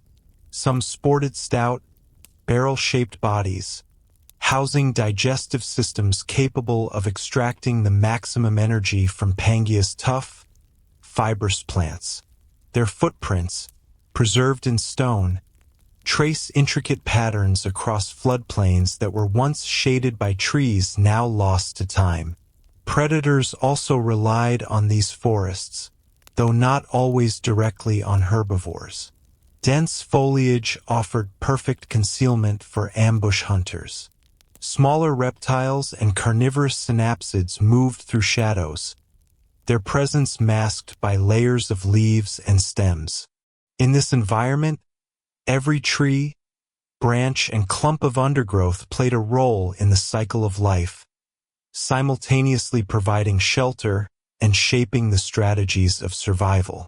The forest air itself was a stark contrast to the arid winds of Pangea's interior.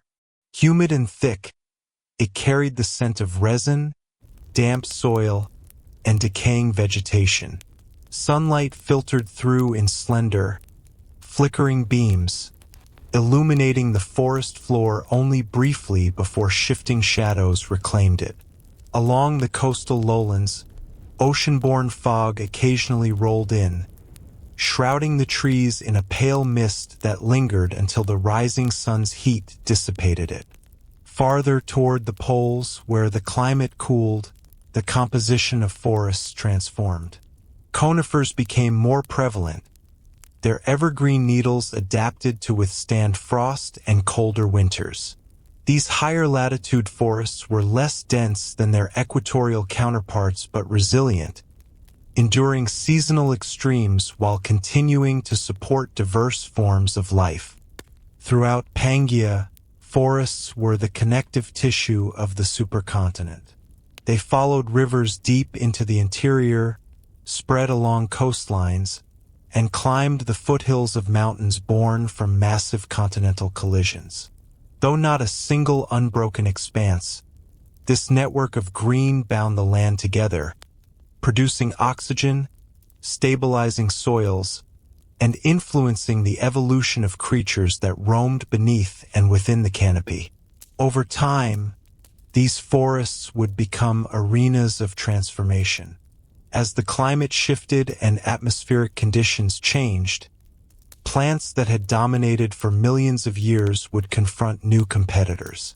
Yet at this moment, during the supercontinent's zenith, the forests were at their peak, vast, untamed, and forming the first enduring foundations of the ecosystems that would shape Pangea's future.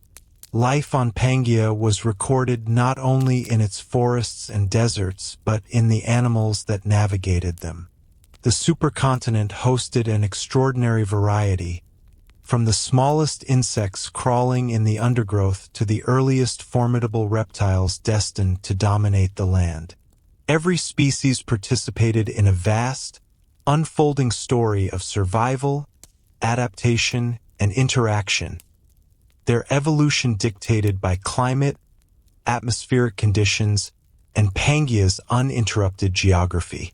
Within the humid lowlands and coastal forests, insects ruled both floor and canopy. Elevated oxygen levels in earlier periods allowed them to achieve sizes unimaginable today. Dragonflies with wings stretching nearly a meter glided gracefully among the trees, their multifaceted eyes tracking prey captured with swift and precise strikes, demonstrating the extraordinary adaptations made possible by Pangea's unique environmental conditions. Their flight was steady, controlled, and powerful, a living testament to how Pangea's dense, oxygen-rich atmosphere had enabled these early aerial hunters to dominate the skies. On the forest floor, colossal millipede-like arthropods navigated through thick layers of decaying plant matter. Some extended several feet in length, their multitude of legs moving in synchronized waves across shadowed terrain. These detritivores played a critical ecological role, breaking down fallen leaves, rotting wood, and other organic material, returning vital nutrients to the soil. Alongside them, beetles, primitive cockroaches, and the earliest relatives of ants and termites created bustling microcosms beneath the canopy, forming foundational elements of Pangea's terrestrial ecosystems. These insects were far more than background life. They were the engines of ecological stability, feeding on plants and decomposing material while supporting the food chain, providing prey for the first small reptiles venturing beyond the swamps. This was a world in transition. Amphibians still lingered near rivers and wetlands, but reptiles were increasingly moving inland, free from the water-dependent cycle of reproduction. The development of eggs encased in protective shells allowed these early reptiles to colonize drier lands. Among them were nascent synapsids and diapsids, ancestral groups that would eventually give rise to mammals, turtles, lizards, snakes, crocodiles, and dinosaurs. Yet in Pangea's forests, they were still modest in size, cautious, and agile. Insectivorous reptiles hunted among the roots of towering seed ferns, basking in dappled sunlight, their low, muscular bodies designed for maneuvering through dense vegetation and uneven terrain. Synapsids, the progenitors of mammals, also flourished. Some were small, sharp-eyed insectivores darting through shadows, while early herbivorous synapsids carried barrel-shaped torsos and powerful jaws, enabling them to process fibrous forest plants efficiently. These creatures used their bulk as protection against predators while sharing the forests with amphibians, the latter still reliant on water for reproduction, relics of an older, wetter age. In wetlands and river corridors, amphibians remained dominant vertebrates. Some were small, nimble, and able to respire in both water and air. Others were massive, crocodile-like ambush predators, waiting silently beneath the surface to seize unwary prey.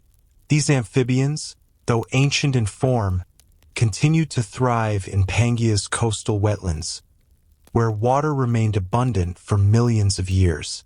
The interplay of amphibians, reptiles, synapsids, and insects created a dense, interdependent web of life. Coastal insectivorous reptiles relied on abundant insect populations, while amphibians fed on fish and smaller terrestrial creatures. Larger synapsid predators tested their strength against this varied community. Fossil trackways in ancient floodplains preserve snapshots of these interactions. The zigzag paths of small reptiles crossing the footprints of lumbering herbivores, faint impressions of stalking predators trailing behind. Farther inland, in Pangea's drier regions, reptiles were the true pioneers. Freed from reliance on standing water, they followed rivers and patches of vegetation deep into the continent's interior. There, evolution favored toughened skin to reduce water loss, robust limbs for long-distance travel, and behaviors tailored to an arid, sun-drenched environment. These inland reptiles exemplify some of the earliest vertebrate adaptations to extreme interior conditions, where rainfall was rare and sunlight relentless. Even insects adapted alongside them. Hardy species capable of enduring heat and drought spread across the drylands. Termite-like organisms likely began forming colonies, burrowing into soil and wood to create insulated microhabitats against the harsh sun. Reptiles and early synapsids followed, their movements dictated by the balance between predator and prey. Thus, the forests, wetlands, and deserts of Pangea were linked not merely by geography, but by the constant flux of life traversing the continent. Every plant nurtured insects, every insect fed reptiles, and every predator traced the paths of its quarry, weaving a complex, continent-wide web that bound ecosystems together in a seamless and interdependent whole. Every insect became sustenance for a reptile, and every predator carved its role in a landscape so immense that no single ecosystem existed in isolation. The absence of oceans between these habitats allowed flora and fauna to disperse across vast distances, turning Pangea into a unified stage where evolution unfolded on a continental scale. Here, every organism participated in a grand experiment. Insects that grew enormous in oxygen-rich skies, reptiles that abandoned dependence on water, and synapsids stalking through shadowed undergrowth were all pieces of a puzzle that would, in time, lead to the planet's future dominant life forms. Yet at this stage, they were simply survivors navigating a world still seeking equilibrium. A land united, an atmosphere heavy, and life poised to take its next monumental leap. As organisms spread across Pangea, one lineage began to develop forms and features that would eventually trace a path to mammals. The synapsids. Often referred to as mammal-like reptiles, they were in truth neither fully reptilian nor fully mammalian. They represented a transitional bridge between the cold-blooded hunters of the past and the warm-blooded lineages that would one day dominate Earth. By the late Permian, synapsids had become among the most successful terrestrial animals. Their diversity was remarkable, ranging from small, sharp-toothed insectivores darting among foliage to massive, heavy-bodied herbivores rivaling modern rhinoceroses in size. A defining trait of synapsids was the single temporal opening behind each eye in the skull, a subtle yet transformative evolutionary adaptation. This gap allowed their jaw muscles to expand, giving them stronger bites, quicker strikes, and more efficient feeding compared with their reptilian contemporaries. Among the most iconic early synapsids was Dimetrodon. Every insect became sustenance, for its elongated body and towering dorsal sail evoked a creature of imagination. Yet it was very real. The sail likely served more than an ornamental purpose. It may have helped regulate body temperature, absorbing warmth during the cool morning hours and dissipating heat under the midday sun. In the unpredictable, arid, and sun-scorched interior of Pangea, such a feature could spell the difference between survival and death. Not all synapsids were predators. Herbivorous forms, such as Edaphosaurus, sported smaller sails and wide, blunt teeth, specialized for grinding the tough, fibrous plants of the period. These slow-moving giants wandered floodplains and forest edges, feeding on cycads, ferns, and other resilient vegetation that could withstand the extremes of Pangea's climate. Together, these synapsids, predatory and herbivorous alike, shaped the terrestrial landscape, their movements, feeding habits, and competition influencing the structure of entire ecosystems. They were pioneers, bridging an ancient world of reptiles and amphibians with the mammalian future that lay far ahead, slowly preparing the stage for the dramatic evolutionary transformations to come. Reptile, and every predator carved its. Their bodies were designed more for stamina than for bursts of speed, and their sheer size offered protection from smaller predators that lurked in the shadows. As the Permian period unfolded, new synapsids appeared that edged closer to forms we would eventually recognize as mammal-like. Among these were the therapsids, a group displaying increasingly advanced characteristics. Their limbs were positioned more vertically beneath their bodies, allowing for more efficient locomotion. Their teeth were specialized, capable of both slicing and grinding, and there may have been early hints of hair or whisker-like structures, although definitive evidence for this remains uncertain. These traits provided a distinct advantage. They were swifter, more capable hunters, and better adapted to the varying climates of Pangea. Therapsids included formidable carnivores such as the gorgonopsids, sleek and muscular hunters armed with long saber-like teeth. They patrolled the arid interior plains and winding river valleys, occupying the role of apex predators. Their skull structures hinted at improved reflexes and heightened senses, enabling them to track prey over great distances and strike with precision. Parallel to these hunters were herbivorous therapsids like the deinodonts. These stocky, tusked animals bore beak-like jaws for clipping vegetation and strong molars for grinding fibrous plants. Fossil evidence suggests that some may have moved in herds, traversing the landscape in coordinated groups, exploiting both the wet coastal regions and the dry interior. Their adaptability allowed them to inhabit nearly every corner of Pangea, leaving fossil traces that now appear on continents separated by vast oceans. What set these mammal-like synapsids apart was their versatility. They were not confined to a single habitat or lifestyle. Some thrived in the humid coastal forests, abundant with water and vegetation, while others endured the harsh interior, conserving energy and tolerating long periods of dryness. Their vast distribution made them one of the supercontinent's dominant life forms. Their presence reshaped ecosystems as well.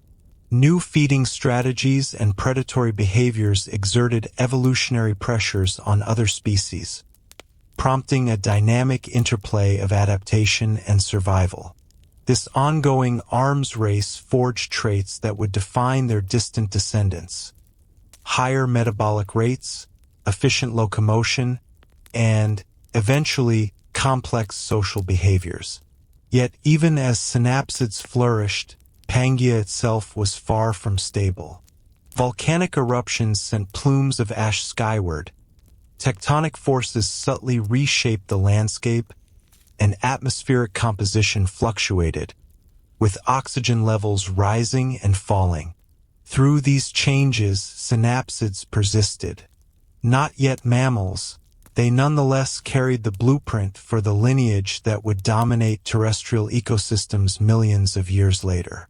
Observing them across the landscape would have offered a glimpse of the mammalian future in embryonic form. Their sturdy limbs, powerful jaws, and resilience in a world of extremes marked them as enduring architects of evolution. They were neither the largest nor the fiercest, but their capacity to survive was unmatched, a key to thriving in the volatile environment of Pangea. Beneath the surface, the land itself was never still.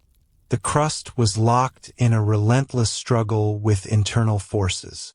Heat accumulated deep within the mantle, driving the slow yet unstoppable drift of tectonic plates. Along the seams of fused continents, the ground buckled and fractured, and from these fissures molten rocks surged upward. Volcanoes acted as the pulse of the planet, omnipresent throughout Pangea. They were not isolated cones, but often lined fault zones in chains stretching hundreds or even thousands of kilometers.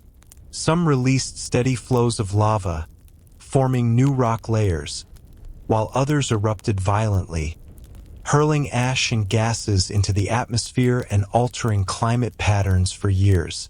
The evidence remains preserved. Ancient lava flows etched in stone record long-extinct volcanoes, while beds of volcanic ash lie embedded deep within the geological record, silent witnesses to a world constantly remade by fire and pressure. Silent witnesses to the immense forces still shaping the world. These volcanic eruptions were far from rare. They were a recurring and defining element of life on a restless supercontinent. The influence of these eruptions on Pangea was immense. Each eruption reshaped the landscape, carving new mountain ranges, burying valleys beneath thick basalt flows, and forming vast plateaus layer by layer as lava cooled. Over time, wind and rain sculpted these hardened surfaces into rugged terrain.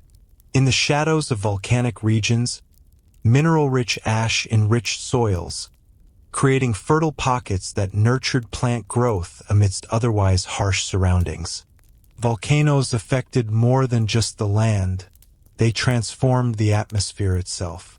Every eruption released enormous quantities of gases, including water vapor, carbon dioxide, and sulfur compounds. Carbon dioxide acted as a potent greenhouse gas, trapping heat and intensifying the already extreme climate of Pangea. Over millions of years, these emissions contributed to the temperature swings that defined the supercontinent's environmental extremes. Sulfur gases, however, could produce short-term cooling. When eruptions sent sulfur aerosols high into the stratosphere, sunlight reflected back into space, briefly lowering surface temperatures.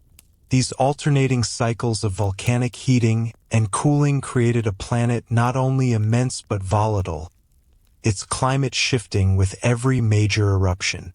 Volcanoes also brought fire. Pangea's dense forests, filled with resin-laden conifers and thick undergrowth, were vulnerable to both lightning strikes and the heat and ash of nearby eruptions. Wildfires likely swept across large areas, clearing old growth and opening space for new vegetation to take root.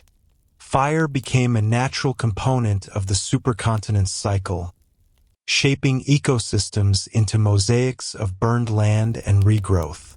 For the creatures of Pangea, these eruptions and fires were both peril and opportunity. Ash clouds could darken the sky, disrupting plant growth and forcing herbivores to migrate in search of sustenance. Predators followed, moving into new territories opened by the changing vegetation. In other areas, volcanic activity created fertile grounds where life thrived. Lava fields cooled into nutrient-rich soils, supporting dense forests, and rivers diverted by eruptions carved out fresh floodplains. One of the most dramatic demonstrations of this volcanic force came near the end of the Permian period. Massive eruptions in what is now Siberia released colossal volumes of lava and gas, profoundly altering the atmosphere and oceans. These Siberian traps, as they are known today, covered areas larger than many modern nations, sending shockwaves through ecosystems across Pangea. While this event heralded one of Earth's greatest mass extinctions, it also highlighted the inseparable connection between the planet's geology and its life forms. Even during calmer periods, volcanic activity gave Pangea its rhythm. Each eruption marked the passage of time, each layer of ash and lava a record in the planet's story. They were constant reminders that beneath forests, rivers, and deserts, the Earth was alive, a vast engine of heat and pressure never at rest. Standing on Pangea during one of these eruptions would have been awe-inspiring. Ash darkened the sky, lightning sparked from volcanic plumes, and the air carried the acrid scent of sulfur.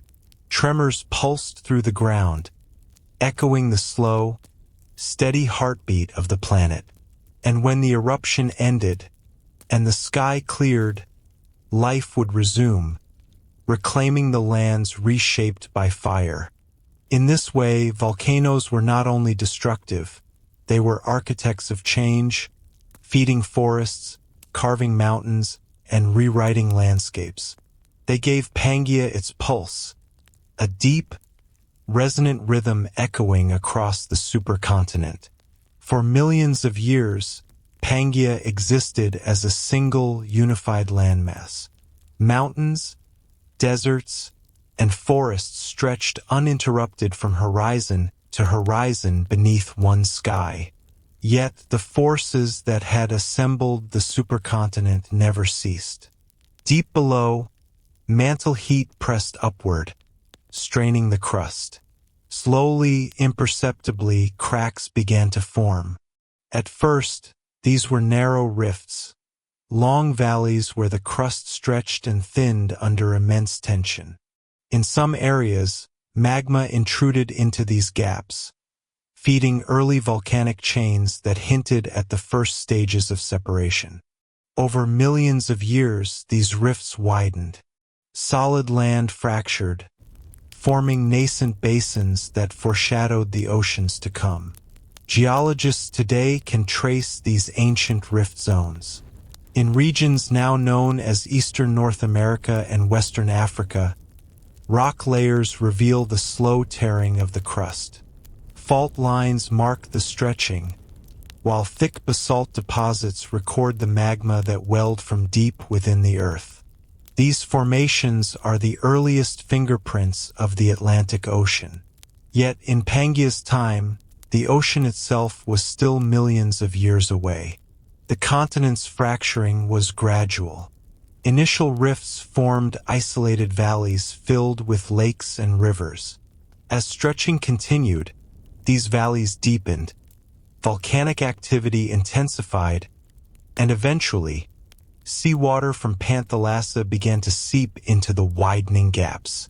The single, unified landmass of Pangea was beginning to fracture, its edges slowly surrendering to the encroaching sea.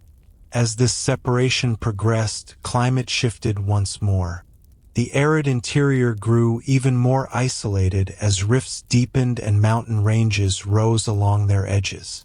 Near the emerging rift valleys, however, rainfall increased, altering local ecosystems and shaping new habitats.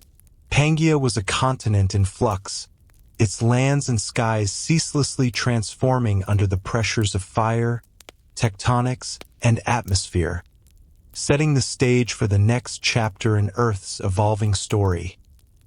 The lowlands of Pangea gradually transformed into fertile basins, where rivers converged and dense forests thrived. Life moved with these changes. Plants and animals that had once roamed the supercontinent without constraint now began to confront the first true obstacles in their world. Valleys deepened, highlands rose, and expanding bodies of water began to isolate populations, slowly carving distinct ecological boundaries. This fragmentation altered more than the land, it reshaped the atmosphere itself. As the edges of the supercontinent shifted and nascent seas opened, wind patterns adjusted, redirecting moisture to regions that had previously been dry while leaving other areas parched. The process was slow, uneven, yet it signaled the gradual dissolution of the borderless world that had dominated for eons. Despite the fractures, life pressed on. Early reptiles diversified into new forms, setting the stage for the emergence of the first true dinosaurs. Synapsids adapted to shifting climates, their evolutionary trajectory inching closer to the characteristics that would define modern mammals. Forests expanded and receded with the fluctuating rainfall, while deserts in the interior waxed and waned in response to the changing conditions of the vast landmass.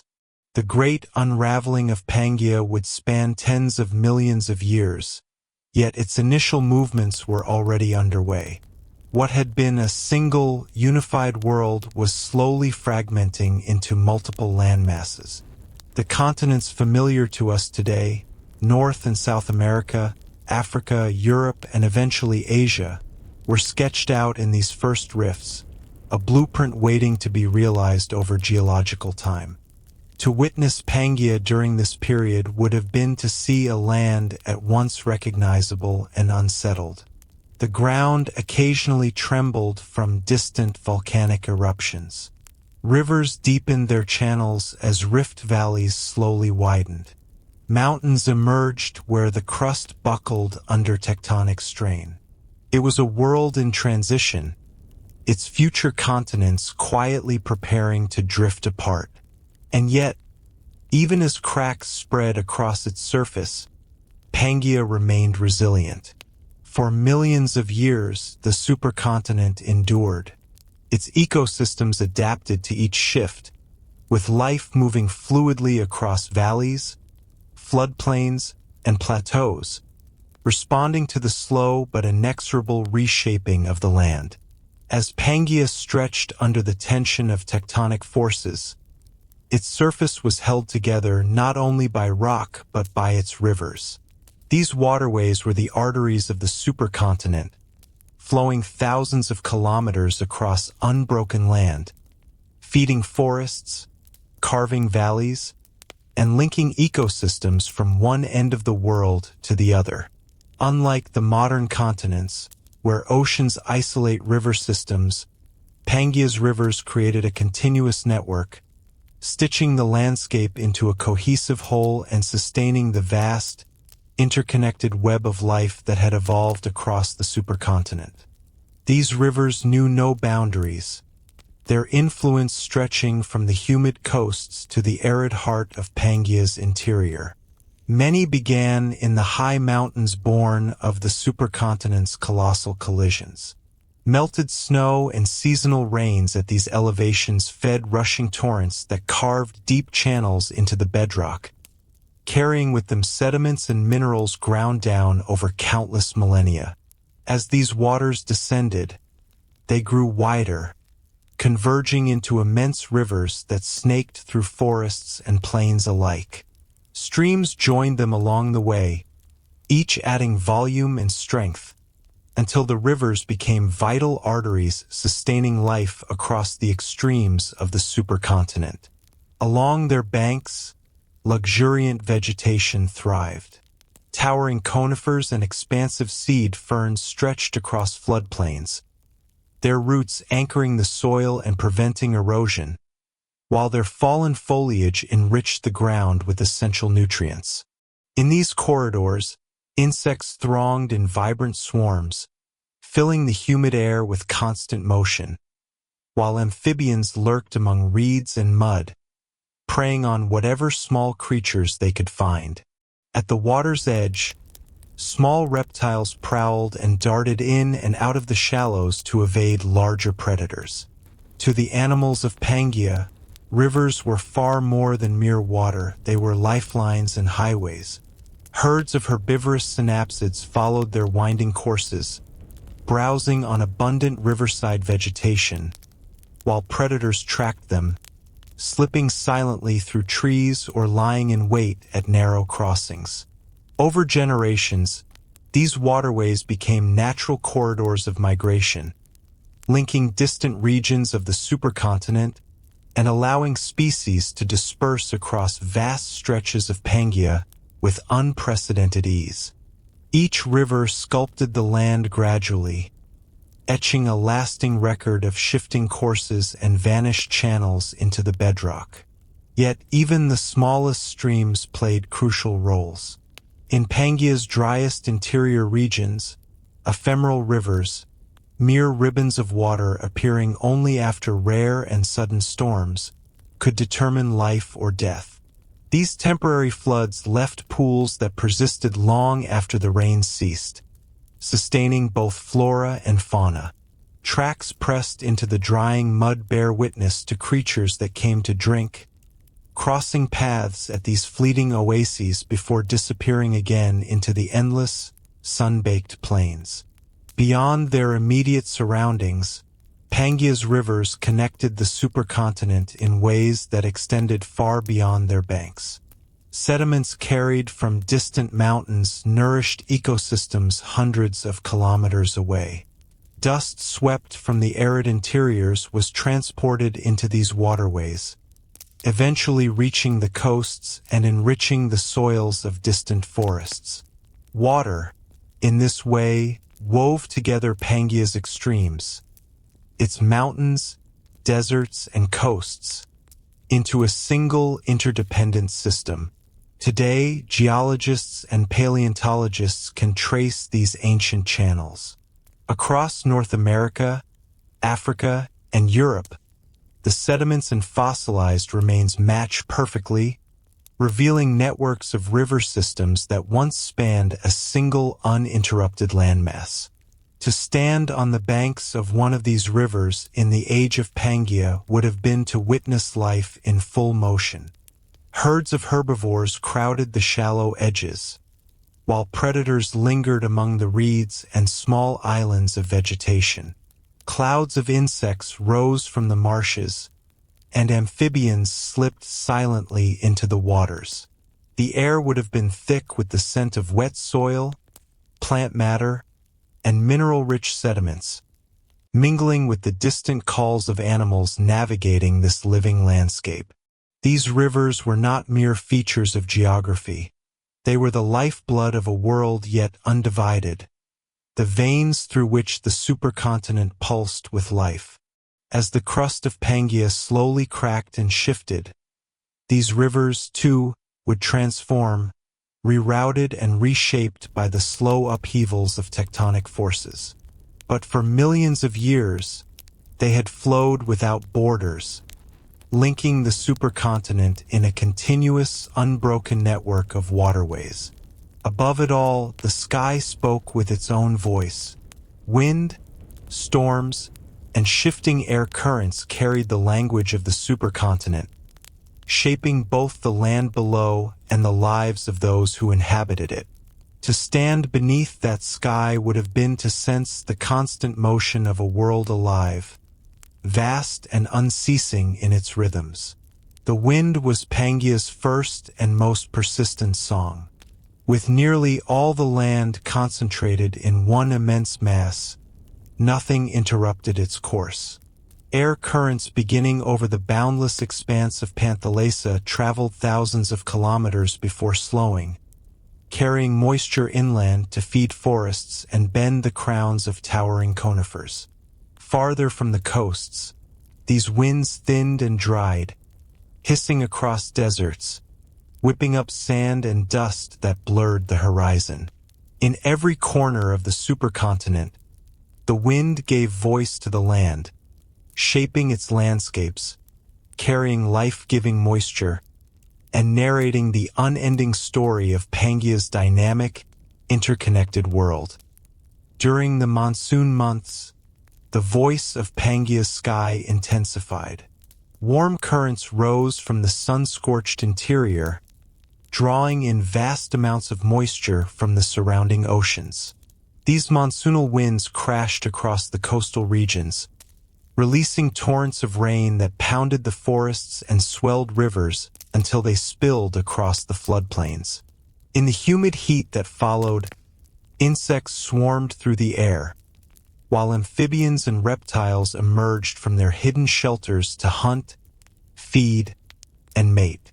For weeks on end, the continent vibrated with sound. The rush of wind through towering conifers, the roar of rivers in flood, and the ceaseless drumming of rain on dense foliage. When the monsoons passed, silence returned to the interior. Arid winds swept across the central plains, stripped of moisture, whispering over dunes and rocky expanses. Beneath this vast, pale sky, the air shimmered in the heat by day and transformed into a canopy of glimmering stars at night. The silence of the desert was profound, punctuated only by the faint rustle of sand and the cautious movements of creatures adapted to darkness. Storms added another layer to the continent's soundscape. With such immense distances and powerful atmospheric currents, thunderstorms could swell to titanic proportions, their anvils stretching into the stratosphere. Jagged bolts of lightning tore through the clouds, followed by thunder that rolled for miles across the plains and valleys. Near the coasts, these storms drenched the forests in deluge, while farther inland their clouds often released little more than a whisper of rain, a reminder of how remote the continent's heart lay from the ocean. Volcanoes contributed their own voice to the atmosphere. Eruptions along rift zones shot ash and gases high above the land, carried across Pangea by prevailing winds. Day could turn to twilight under the gray haze of volcanic plumes, the sun muted as lightning flashed within the ash clouds, producing a ghostly firestorm that echoed across the landscape for days. The sky also whispered subtler tales. Gentle breezes dispersed the spores of primitive plants and seeds of conifers, carrying them far from their origins.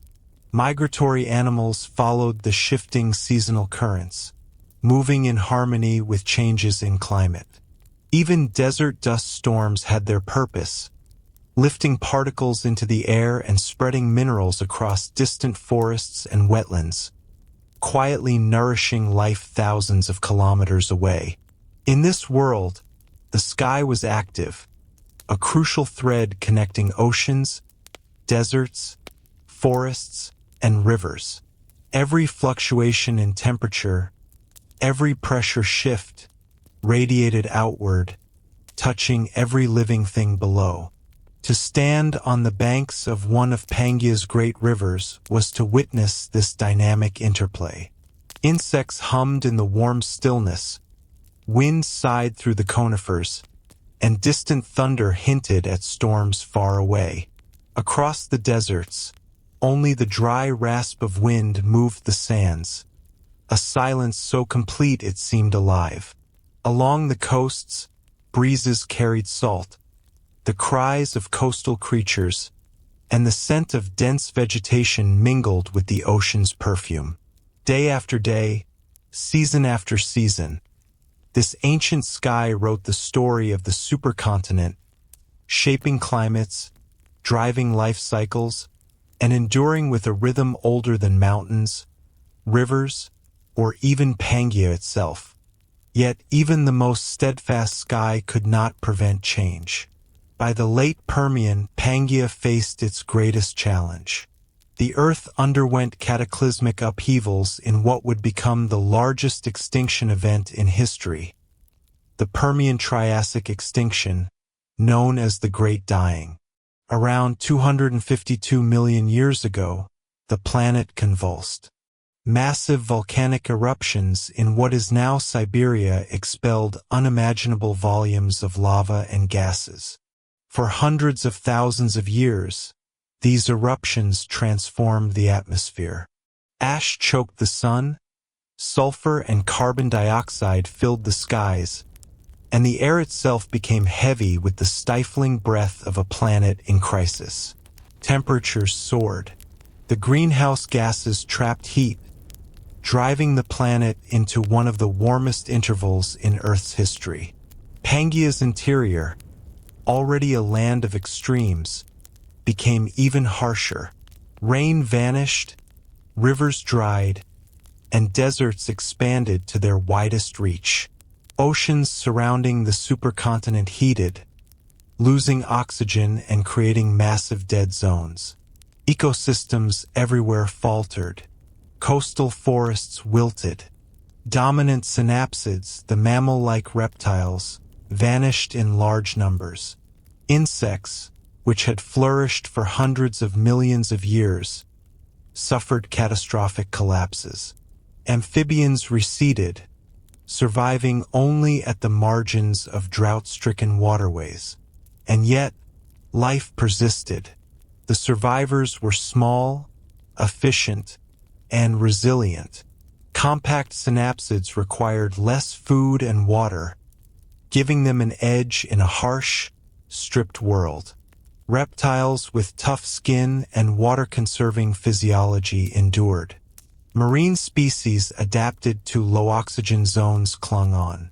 Even plants found champions among the conifers and drought-tolerant species that endured fires, floods, and heat, later recolonizing the recovering landscape. The survivors were rarely the grandest or most dominant. They were the resilient, the adaptable, those able to bend without breaking. Recovery was slow. For millions of years, Pangea remained scarred. Lush forests became sparse. Rivers that once teemed with amphibians, reptiles, and insects were quieter, dominated by the hardiest life forms. Yet from this silence, a new order began to emerge. Survivors diversified, occupying vacated niches. Small synapsids evolved new forms, gradually edging toward traits that would define future mammals. Reptiles, freed from competition, expanded into new territories, laying the foundation for the rise of the first dinosaurs. The extinction reshaped not only life but also the balance of ecosystems.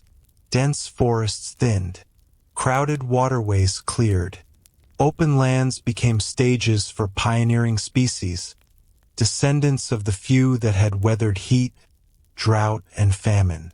Pangea was quieter, emptier, yet pregnant with potential. A world scarred, but primed for a new age of life. Even the sky itself bore the scars of the catastrophe. With the vast forests gone, the once steady cycles of moisture were disrupted. Rainfall became erratic, the deserts sent their dust farther, and the air grew thinner, drier, and often tinted by lingering volcanic haze.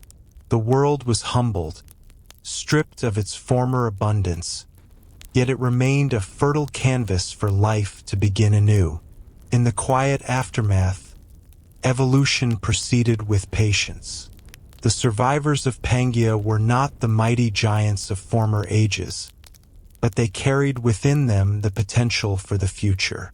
Their resilience, their capacity to endure hardship, marked a new kind of life, one defined less by domination and more by persistence. These small yet tenacious creatures would gradually rebuild the ecosystems of the supercontinent, step by step, generation by generation. In time, they would set the stage for the next remarkable chapter in Earth's history. The world had been shattered, yet it was far from lifeless. From this stillness, life would rise again, and Pangea, though transformed, would continue as the platform upon which evolution unfolded. As the silence of the post-extinction era slowly lifted, Pangea stood as a paradox. Scarred, yet brimming with possibility. The supercontinent had lost much of its former richness, yet its vastness and open spaces offered a unique opportunity, a fresh start. The species that had endured would now shape the future of life, and the layout of the land itself would dictate how that future unfolded. With nearly all terrestrial surfaces united into one colossal mass, oceans no longer separated populations. The survivors of the Permian extinction, small synapsids, hardy reptiles, and resilient plants, found a single uninterrupted stage upon which to expand. Populations could traverse immense distances without the need to cross vast seas. This freedom of movement fostered unprecedented ecological interconnection. A creature originating in what is today South America could migrate northward, eventually reaching lands that would later become North America, or even eastward toward future Europe and Asia, leaving descendants scattered across half the globe. Such connectedness accelerated evolutionary processes. Wherever species met, they competed. Where they competed, they adapted. Pangea transformed into a living laboratory, where every climate shift, every alteration in the land, and every new adaptation reverberated across the entire supercontinent. This was why the Triassic period, following the Permian catastrophe, became an age of experimentation. Ecological vacancies were abundant, and evolution raced to occupy them. Small synapsids that had survived in marginal habitats diversified into novel forms, some slowly acquiring traits that would later define the first mammals. These survivors remained modest in size, largely insectivorous, scuttling through the recovering forests of Pangea. Their small stature was an advantage rather than a limitation. In a world still healing from devastation, being diminutive meant requiring less food, evading predators more easily, and exploiting hidden niches across the supercontinent's newly reconfigured ecosystems. Reptiles, too, seized the opportunity that followed the Great Extinction. With many of their rivals removed, they diversified into an astonishing array of forms. Some became swift and cunning predators, darting through forests and across floodplains with remarkable agility.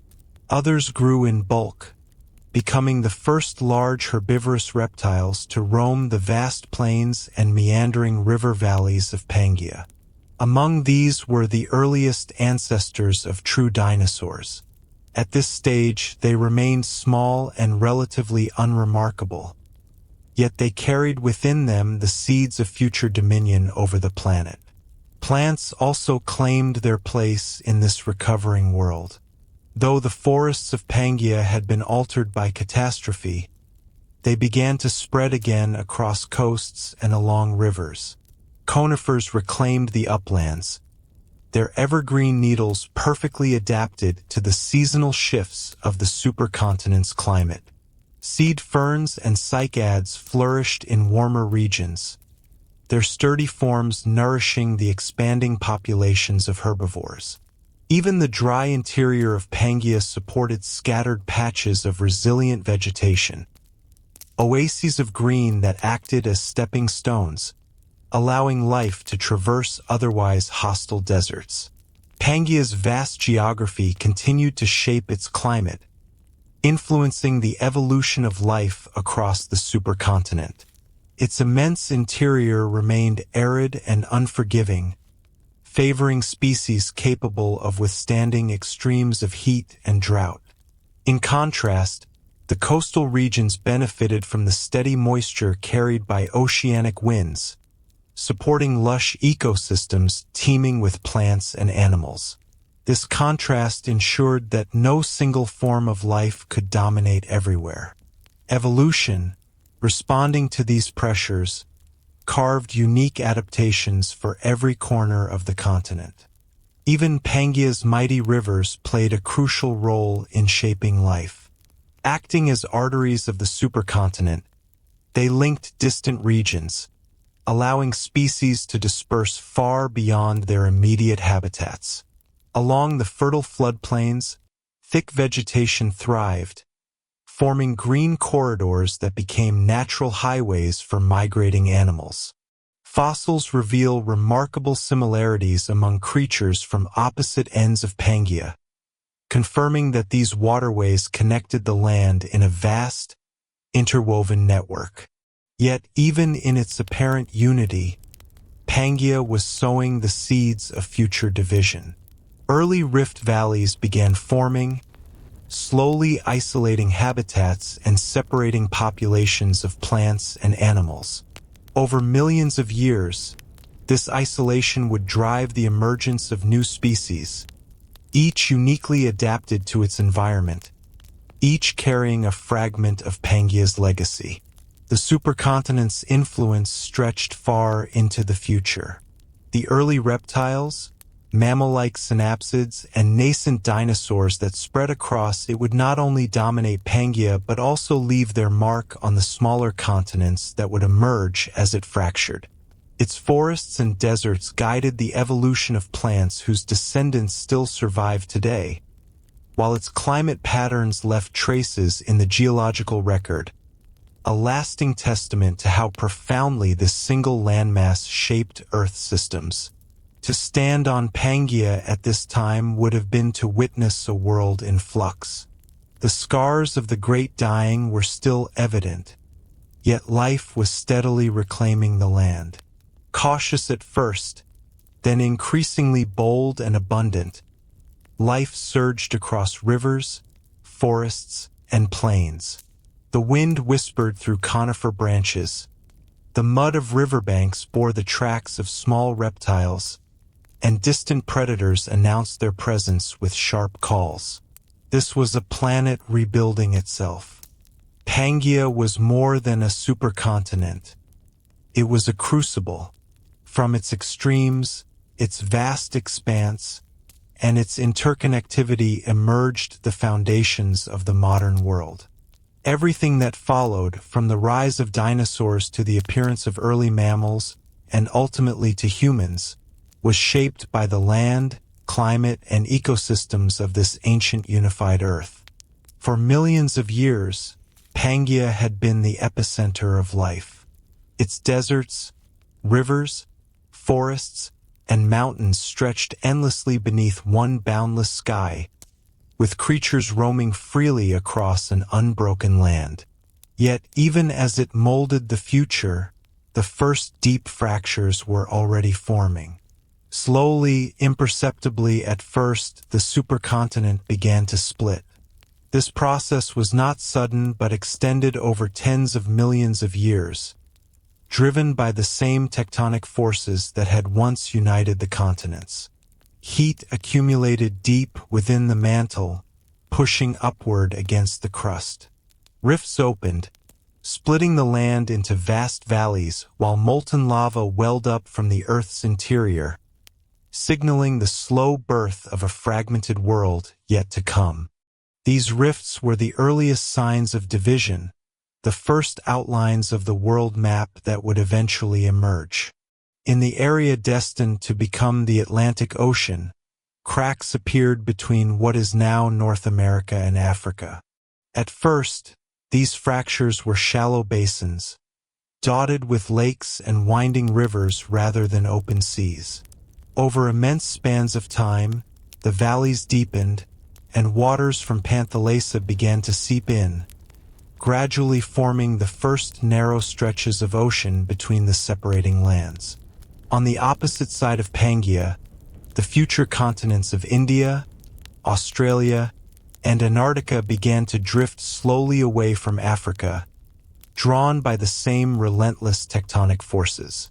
These tectonic shifts reshaped not only the land but also the climate. As the supercontinent fractured, new coastlines emerged, providing fresh sources of moisture. Regions that had once been parched now experienced rainfall from the expanding oceans, while the vast deserts that had dominated the continent's interior began to shrink. Conversely, areas blocked from humid winds by rising mountains or newly drifting landmasses grew even drier. Life responded to these alterations. Species that had once wandered freely across Pangea found themselves divided by newly forming seas and expanding rift valleys. Populations became isolated, separated for the first time in hundreds of millions of years, and from this isolation new species arose. Ancestors of familiar lineages, dinosaurs, early mammals, and the first true crocodiles began to evolve in these fragmented landscapes, each group adapting to the new realities of a planet no longer whole. The breakup of Pangea also transformed the oceans themselves. As the Atlantic widened, it became a channel for currents that would eventually reshape the global climate. Panthalassa, once the single vast ocean embracing the supercontinent, now began sharing its dominance with new seas carving their way into the landmass. These changes altered rainfall patterns, influenced winds, and redirected the migration routes of marine life, creating new habitats while closing others. On land, the tectonic unrest brought volcanic activity along the rift zones. Magma surged upward, producing immense lava flows that reshaped the terrain and released gases into the atmosphere. These eruptions sometimes warmed the planet further, driving dramatic climate swings. The once unified landmass, which had experienced a single rhythm of wind, water, and weather, was now fragmenting into smaller regions, each developing its own character and ecosystem. For the creatures inhabiting this changing world, the effects were profound. Dinosaurs, which had first appeared when Pangea was whole, began spreading across the drifting continents, adjusting to new climates and landscapes as the land pulled apart. Early mammals followed similar patterns, finding refuge in forests and along the river valleys of these emerging regions. What had once been a single interconnected supercontinent was gradually breaking into a mosaic of lands, laying the foundation for the extraordinary diversity that would define the Mesozoic era. Had you stood on Pangea during this long farewell, the changes might have seemed imperceptible from one generation to the next. The land would still have appeared solid. Forests stretched to the horizon, and rivers flowed in unbroken courses. Yet, over millions of years, the fractures widened, the seas expanded, and the great singular landmass quietly transformed into the world of distinct continents we recognize today.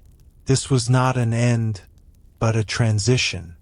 Pangea had given life the chance to disperse, to evolve, and to intermingle in ways no other configuration of land could have allowed.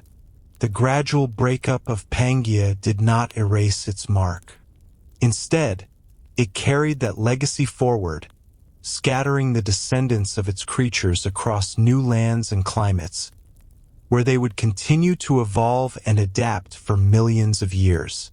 The supercontinent had begun its long farewell, yet its influence reverberated far beyond its own existence, etched into every ocean current, every mountain range, and every living organism that still walks the earth. Though Pangea no longer exists as a singular landmass, its presence has never truly faded.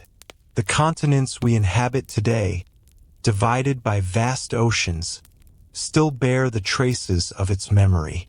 Mountains, rivers, deserts, and even living beings carry fragments of a time when the world was united under a single sky.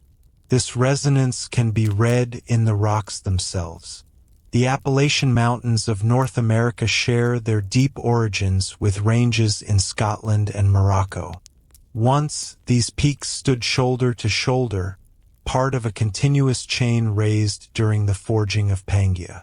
Today, the Atlantic Ocean separates them, yet the stone itself tells the same story. Layers of rock remain aligned, like pieces of a puzzle torn apart but never forgotten. Fossils, too, preserve this ancient unity. Creatures that once roamed freely across the supercontinent left their remains scattered from one end of the earth to the other. The same species of early reptiles, plants, and insects appear on continents now divided by oceans, silent witnesses to an era when no sea obstructed their passage. These remnants speak of a world where life moved unhindered across a single stage. Even the winds and oceans continue to carry Pangea's imprint. Today's global currents trace their origins to the initial openings of the Atlantic and Indian Oceans, born from the fractures that split the supercontinent. Monsoon patterns across South Asia and Africa are shaped in part by the positions of drifting continents, echoes of movements that began when Pangea cracked and slowly drifted apart. Life, too, retains its memory. The ancestors of mammals, dinosaurs, and countless other lineages were molded by the conditions of Pangea. Its immense deserts shaped resilience against drought and heat. Its endless forests sheltered small survivors that would evolve into the earliest mammals. Rivers and coastlines taught species to move, disperse, and adapt in a world where survival was constantly reshaped by shifting climates and restless land. Even within our own bodies, in the deep architecture of bones and the genetic codes written into our cells, there exists an unbroken line tracing back through millions of years to that single unified world. The echo of Pangea is not merely a relic of the past. It continues to influence the present. Every rising mountain, every tremor of the earth, every gradual drift of continents is part of the same cycle that built, shaped, and eventually fractured that ancient world. Our planet is still in motion, still carrying the restless energy that once brought continents together and then pushed them apart. If you stood atop the highest peak today and gazed across the earth, you would see a world segmented by oceans and continents. Yet beneath the surface, beneath the lines drawn on maps, the foundation remains the same, the ancient rock that once formed the floor of a single planet. And if you listen carefully to the slow grinding of tectonic plates or the distant roar of the sea, you can still perceive it, the low, steady echo of a world that was once whole. Pangea may be gone, but it endures everywhere. It is present in the mountains birthed by its collisions, in the living creatures that evolved on its soil, and in the continuous, imperceptible drift of continents that may one day converge again. The Earth has never ceased its motion. As it turns, tilts, and shifts, it carries with it the imprint of a time when all land was fused into a single expanse, when every horizon was continuous, and the sky stretched unbroken above a boundless world. The story of Pangea does not conclude with its fragmentation. Its presence endures in every mountain chain, in every gust of wind, and in every living organism whose ancestry traces back to that ancient unified land. We traverse continents that were once joined, breathe air shaped by forests that once blanketed them, and examine fossils of creatures that wandered a world without borders. Pangea serves as a reminder that our planet has never stood still. Continents drift, seas open and recede, climates fluctuate, and life continually adjusts. What was once a singular realm became many, and in the distant future, those separate lands may yet converge again. The Earth is constantly rewriting its story, and all we witness around us is merely a single chapter in a narrative that began long before humanity and will continue long after. If there is a lesson in Pangea, it is that change is constant, inevitable, and unrelenting. Yet within this flux exists an unbroken thread, a connection that binds our present world to the deep past. When we gaze at modern maps, noting the scattered continents and vast oceans, the distances can seem absolute, insurmountable. But beneath those waters, in the slow creep of tectonic plates and the shared record carved into rock, the Earth retains its fundamental unity. Pangea was more than a landmass. It was a moment when the planet coalesced into a single whole. And though that world has long vanished, its echo persists, quietly embedded in the ground beneath us and in the restless movement of the Earth itself. The continents will continue their slow migrations. The sky will shift, the winds will roam, and the memory of Pangea will remain. A timeless reminder that our world has always been larger, stranger, and more interconnected than it appears. Its legacy lives in the mountains, in the rivers, in the currents, and in every living being that carries a trace of that first, unbroken Earth.